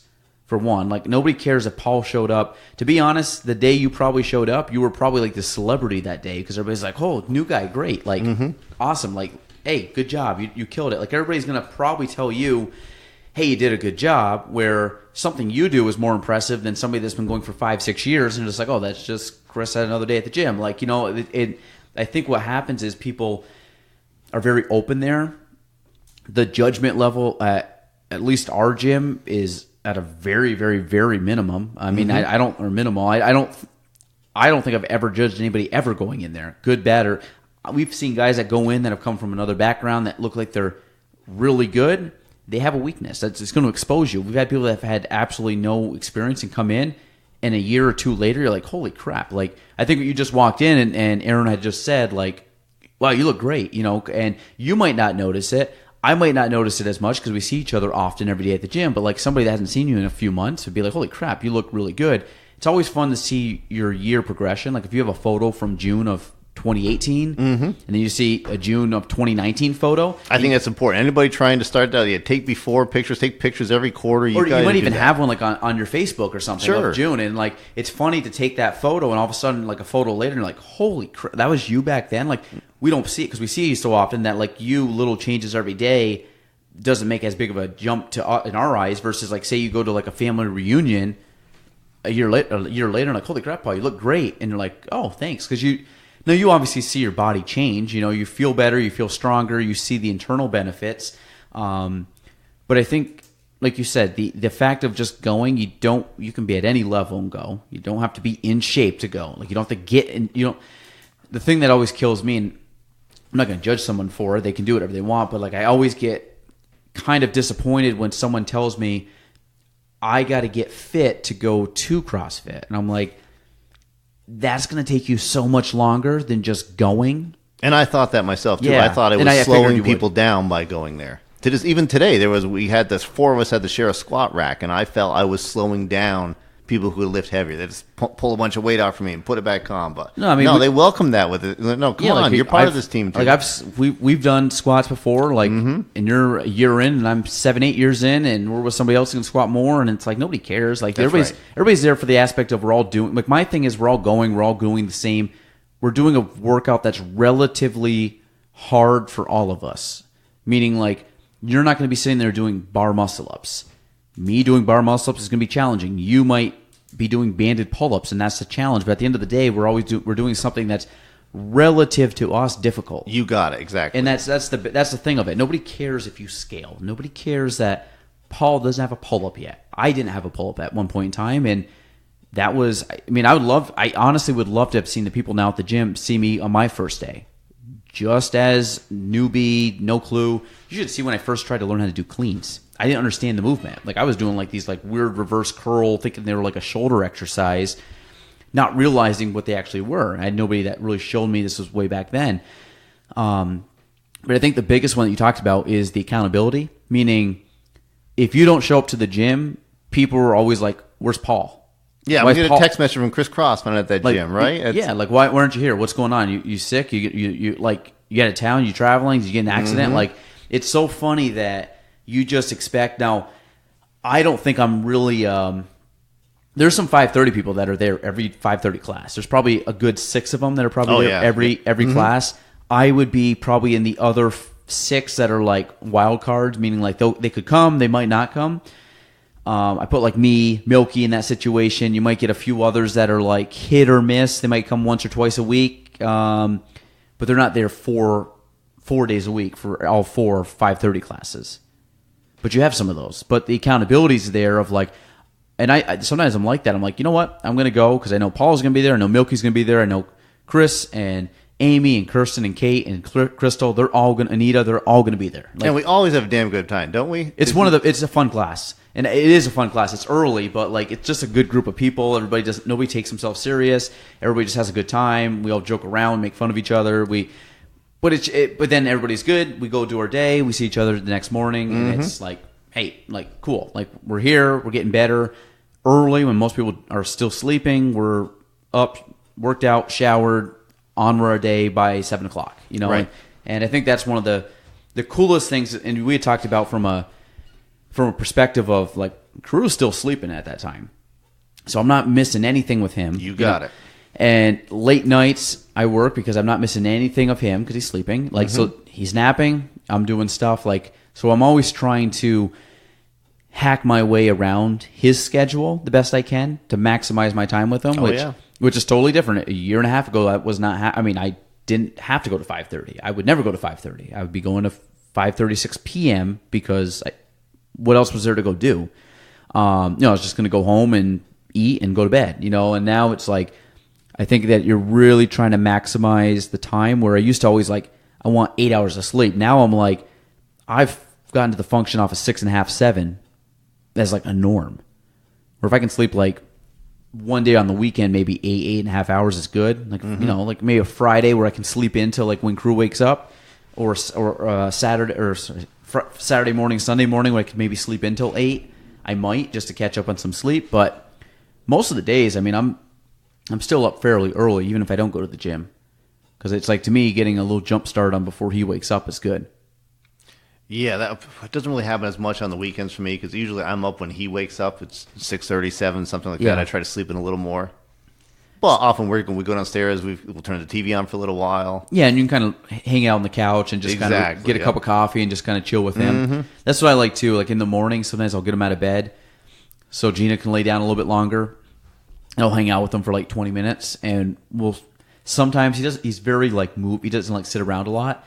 But every once in a while, I'll catch him where I can like put on like the Today Show at like 7, and I'll like just sit down on the couch, and he'll just like he'll sit down next to me and just kind of lean back in my arms, and he'll be playing with his ball or whatever, and we just have the TV on, and we're just kind of like hanging out on the couch together. And like I love those moments. Like if I could do like every morning like that, it'd be great. If I get some of those chances to do it. But he's also some days he sleeps into 8:30, or he's up and just he wants to just walk around and play with his stuff at 7:00 in the morning. He doesn't want to sit down on the couch with Dad. But so it's kind of like we try to pick and choose those and try to get the best we can off those. But now what time is it? Because it's getting late. I want to get you home so you can get to the gym in the morning. Was it 8:30? Is that what time it is now? Yeah, a little past 8:30. We'll go a few more minutes. All right. Now switch away from kids, from working out. I didn't realize this actually at all. Two things I want to touch on before we leave. Home improvement. I did not ever think of you as a home improvement guy, but you are. That's my passion for sure. Yep. And when you say passion, are you talking big remodels? You talking just little minor household things here and there? Like what is your home improvement like? what's your level of home improvement? Are you like adding an addition on your house? Are you remodeling bathrooms? Are you just replacing light fixtures? Or like what's your... So in addition to me, that would be tough because I've never worked a piece of heavy machinery to dig a hole and set a foundation. So that would be a little overwhelming. But like my house, we've basically gutted every room, redone some things. Yeah, I grew up in the plumbing, electrical, heating business, right? So that's what I love, is that part. So you know all that stuff. You know yes. So you could rewire your house, add new plumbing. Correct. Yeah, that's all no problem. Wow, okay. I didn't know that. It's the finished stuff sometimes, like taping and mudding sheetrock. That's where I can do it, but it takes me a while. It's not perfect. I'd rather pay somebody to do that step. And that's one of the things. I'd rather save the money in the electrical and the plumbing and pay someone to do the taping. So you learned it as a kid? Yeah, I grew up around it. And then at the Curtis Lumber and Gregory Supply, you learned a little bit more? I've always loved how a house is built. I was fascinated as a child watching a home get stick built and just the smell of the sawdust. Like that was me. I loved that. Did you ever work with a construction crew at all? It was always for the heating side of it. So a new home would be going up, and we'd be installing the plumbing, the heating, things like that in the house. One of my biggest regrets, if I could go back to 7th grade, I would do. We did it. I'd say go back to 9th grade. I did tech and industrial arts, 7th and 8th. I wish that I would have 8th or 9th, 10th grade took like the other tech classes, like took more technology building, whatever classes. Sure. And then I wish I would have went to CV Tech as a junior and senior and did some type of trade just to have it, like do an electrical trade or do carpentry or do something where I just had the background knowledge of it. Of course, I didn't know any of this as a child. Like my dad was never, my mom's side, there's a lot of very handy people. My dad's side, not so much. We just never did it in my household. Like I was just never taught any of that stuff. I didn't hang around with cousins or uncles in that scenario where I would learn it. But I would have wished I went for probably electrical, plumbing, or carpentry. And then I wish I would have taken a job probably in my high school years into college doing some type of vocational trade type thing, like learning how to help someone with plumbing, help someone with framing out a house. Not that it would have been a lot more work than what I did. Like I had a very cushy, easy gig, which was great. But at the end of the day, I think I lost a lot of skills that I could have learned at a time in my life where I had time to learn them. Where now it's more difficult. Now I got to really look at it as like a hobby or something I have to really try to force myself to learn in the limited time that I have, which would be like weekends. But that's what I would have done, is try to learn that stuff up until, and that would have been great in my profession.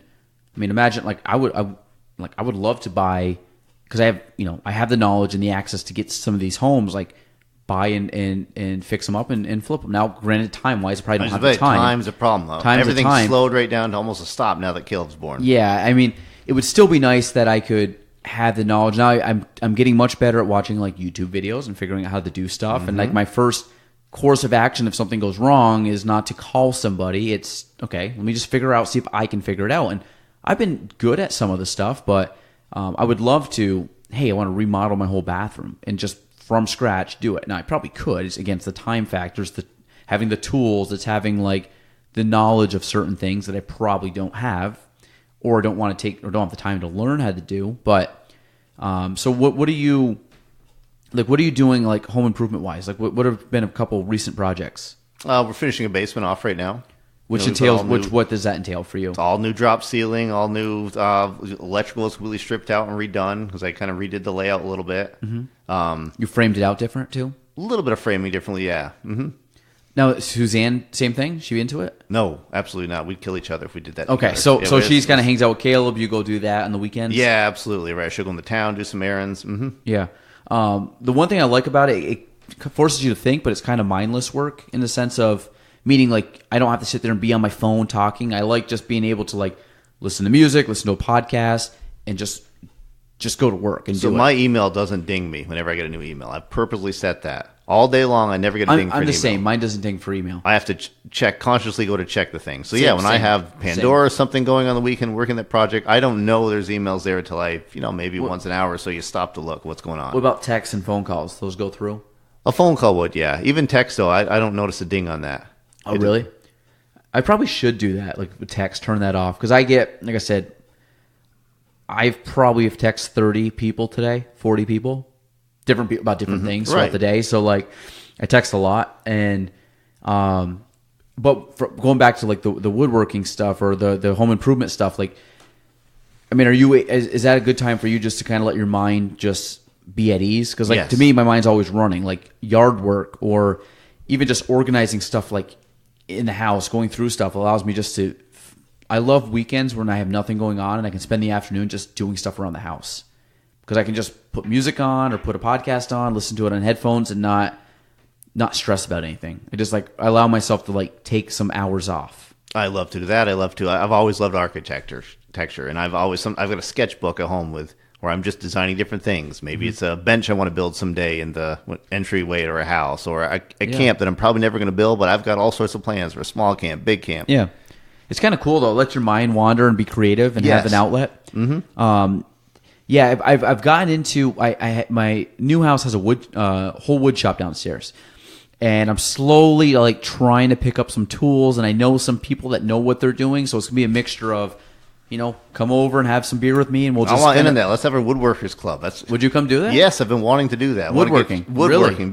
Building small pieces of furniture. Just because there's a few like I don't know what I'm doing, but like I got to learn. Like I had obviously Adam, and he came over when I was trying to redo the shed at my old house. I didn't know what I was doing. Like he was literally like. By T111. I didn't know what T111 was. Like I didn't know what certain things were. Like I knew the dimensions of boards and stuff, but he went to the thing and he's like, "Do you get this, and this?" So I went to Curtis Lumber and got all the stuff and brought it back. And then but it was kind of cool. Like I was learning. Now he just has picked up on stuff throughout the years, but I was using tools that I've never used before, but it's cool. So now I have like a general knowledge of certain things and things to look for and things to practice on and stuff to look at. And obviously in my line of work too, it's come in handy because I can look at certain things and be like, okay, that doesn't look like I understand the concept. Now I'm not going to go reconstruct it, but I can at least have a general knowledge of certain, like I said, building and architecture and things. I mean, I'm in houses all day long, so it's kind of cool that I'm always kind of looking at how things are working. Because, I mean, when people are walking around the house, I mean, there's a lot of dead time, when I'm just kind of hanging out. So I do study a lot. I look at plumbing, and I look at heating, and I look at different structures and maybe in the garage of how the framing is done in certain things. I know that's like very low level stuff, but like for me, that allows me to kind of have more of a knowledge of it. So. But that's the best way. When I learned about roofing, somebody stopped me once stressing over how to apply the different pieces of flashing and shingles. And somebody told me once, Paul, to pretend you're a raindrop. What would a raindrop do as it follow? What path would it take? Yeah, and when you really simplify it like that, like, okay, now that makes sense. I want that flashing to go under here, and then I want to layer it with... Yeah, like we did a tin roof. I've never put a tin roof on, and now I have some knowledge of how a tin roof's supposed to be put on. Like, sure. And it's cool, like taking a little bit of those aspects of it. Now, I don't know if I'm ever gonna have to do something crazy like that, but I would like the general knowledge to redo a bathroom if I wanted to. Like not saying like, I mean, time wise probably not, but I'm just saying if I wanted to and could take everything out and just put everything back like you would see as a finished product, I would like to be able to do that from step A to step Z, and get them all done. It's like people who restore cars. I know nothing about restoring cars. That would be cool. An uncle did it. I've saw it a little bit years ago growing up, but I couldn't do that on my own. I can do that though with a home improvement project. It'll take a terrible layout, just really dated, and wow, look how different it is now. So how do you go about doing it? Is it just general knowledge? Do you use YouTube to watch videos on how to do stuff? Do you just Surely, I'd never hung ceramic tile before. I did a shower and a tub with it. And you just watch videos and just said, okay, that makes sense, and just kind of went and did it? Yeah, and there's things that aren't perfect. There's things that I go, ooh, gosh, I don't love how that looked. That's one of the risks I guess you might take. But yeah, I think it's cool, though. But then you also have more ownership of it when it's done, meaning like you have a better feeling about it. Hey, I was the one that put that in. I installed it.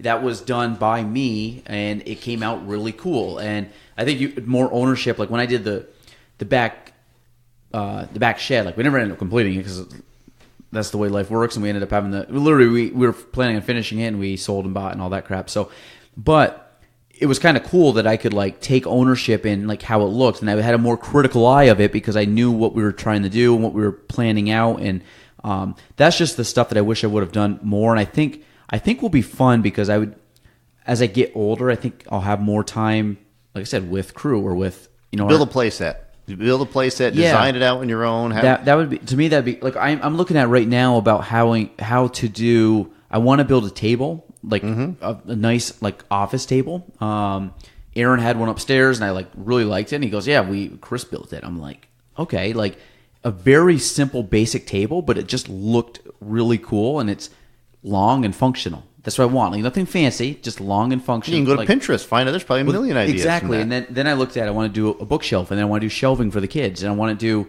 little things that we can put in the house that I can say nothing elaborate, but I can put it in and say, hey, I built all the shelving, or I built this cool shelf. I saw a really cool shelving unit the other day that I want to build. And very simple, but it's like little projects that I can do with that, and just so I can go from start to finish, kind of like I'm back in 7th grade tech class. And then I can be like, hey, I hung it up and I routed it and sanded it and stained it and did all this thing, and now it looks cool, and it's part of our house, and it's a shelf, and somebody won't even notice it. They'll like walk by it, but to me that looks cool because I'm like, oh, I remember spending the hours trying to build that thing. That's right. So I think there's a lot of, especially in a world today where we're so attached to these things, it's so cool to kind of simplify it down and go back to things that have been around for hundreds and thousands of years. Just, manual, like building stuff by hand. Yes, and you can be tired after and a little bit sore, and it's like, but there's a finished product to look at. That's nice. Like yard work's the same thing. I'm not a big, like, I don't get psyched up to go do yard work, but like at the end of the day when you finish it and you can like put everything away and you're like, oh, that was kind of cool. Like I did whatever the task was that day, I completed it, and there's always a feeling of satisfaction. More so, I mean, I get satisfaction in my job a lot, but there's times like me sending out emails doesn't give me satisfaction. Me closing a sale for somebody or going to the closing table and seeing how happy they are is like super like cloud 9 satisfaction. But you don't get like me sending emails and doing all those little things. I don't get as much satisfaction if I was to see like the whole process of building a table or building building a play set for the kids. Like if I could build a play set for the kids, that'd be so much fun. And that'd be a good project, actually. Oh, and one of my favorite Did you do pictures. That? Yeah, one of my favorite pictures of me and Caleb is him sitting on the platform I built, and then I'm putting a roof over it for the slides. He's handing me the hammer. I'd asked him for the hammer, and he's handing it to me. My wife grabs the pick, and I love that. And there's a picture I have of me and my dad building a cabinet. We both have tool pouches on. Yep. I'm going to get the two of them framed next to each other. Oh, that's awesome. Yeah, I think that would be fun because that's the good thing about a play set outside. I mean, it's a very rustic look, and it's not very hard. It's not like you really need a ton of finish work on it. No. So it's just kind of one where that'd be kind of cool. I'm sure, like I said, where'd you get it? Like Pinterest? Just like a plan on it?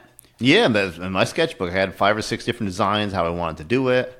I want it a little bit bigger than some of the kids I saw had. And then you just knew the concept of how to construct it all from there? Yeah. Mm-hmm. Yeah. I think that'd be cool. I think that's a good one. I like that. Maybe I'll try that. Again, my wife heard that. She'd probably roll her eyes, but I'm going to add it to my... You got this, right. I think I can. If not, I'll call you over and we can... There we go, and we'll do it. We'll have a couple adult beverages and woodwork club. I'd have you come over. I just cleared it out the other day, and I got to start setting some stuff up. And then slowly start adding because I don't know what I need and what I don't have. But it's when I get like people like you, my sister's boyfriend is very handy with wood and stuff, and he's, same thing. Get him over and just kind of play around with some different implements and then learn as I go. I mean, I'm very much, I know I don't know what I'm talking about, and I'm very much, I will admit that, and I'm good with learning. Like I will be, the apprentice or the guy holding the dummy end of the tape measure kind of thing, because it's just like, that's how you learn, That's right. Starting from the bottom. So I think that'd be fun. Last thing I wanted to talk about before we sign off, theme parties. Give me a theme party. What theme parties, what's your top 1 to 3 theme parties you've thrown? And it's funny. And these aren't like college theme parties, right? No, like this weekend the Kentucky Derby's coming on. I'm not a big horse racing fan, but I think it's a Kentucky Derby. We're going to wear silly hats, and I've invited people over. Yeah, and friends of mine were just joking about it. I said, "What are you doing for food?" I'm like, "I want to have tapas." Like, tapas? What the hell are you talking about? What do you want tapas for? If I would have said, "Hey, let's get a bunch of crazy apps," and that would have sounded fine, right? Yeah, say it that way. But I wanted to have a fun like Kentucky. I'm going to wear a jacket and put a hat on. So what else have you done? Kentucky Derby, that's a good one. I've seen 80s parties done that I've been at. What else did I try? Dress up parties. Have you been Halloween parties? Halloween parties are great. I look forward to that every year. There's one. What do you have one that you normally go to? Different people have been to have one, yeah. And I've tried that. I didn't do that myself. If someone else has that, I want to take that from them. And so I'm trying to compete with other parties. There's one that we go to every year. It's been on pretty much every year, and it's phenomenal. And we'll get you to go to that one.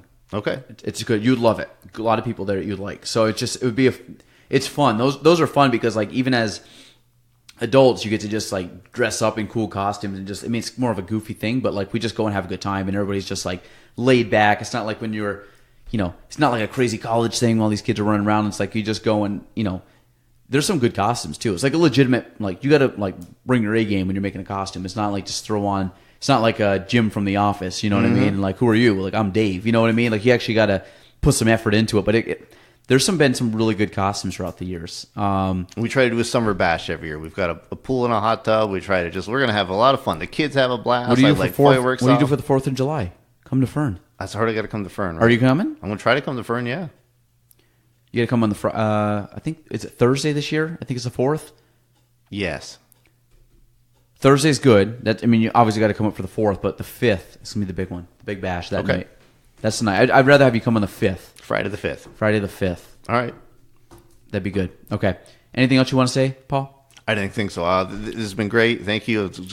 I've never did done you a like podcast the podcast? before. I did. Do you listen to podcasts? I don't. No, I really don't. And I keep getting encouraged by a couple of coworkers. Oh, I should listen to this one, that one. You should. I don't know who's advertising local radio stations when I do that though. So I gotta. There's a few. I have no sponsors on this one. There are a few local podcasts though that have sponsors that you should check out. But some of them are probably guys that you know of that host them locally. But they're good. It's just like conversations, but I listen to podcasts all day long. Like I very rarely listen to music. Sometimes I do, but a lot of times I'm just listening to podcasts. So I go VPR, listen to that quite a bit, and go back to the different radio stations. I mean, I have different reasons, right? I want to listen to every type of music, see who's advertising. Yeah, no, exactly. So, no, that's cool. So I want to thank Paul for showing up, doing his thing.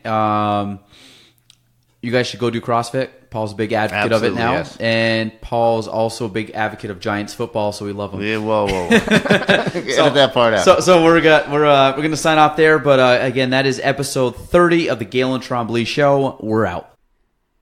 Thanks for listening to the Gaelan Trombley Show. If you want to reach me, you can go on Facebook at Gaelan Trombley, on Instagram at Gaelan Trombley, and on YouTube at Gaelan Trombley.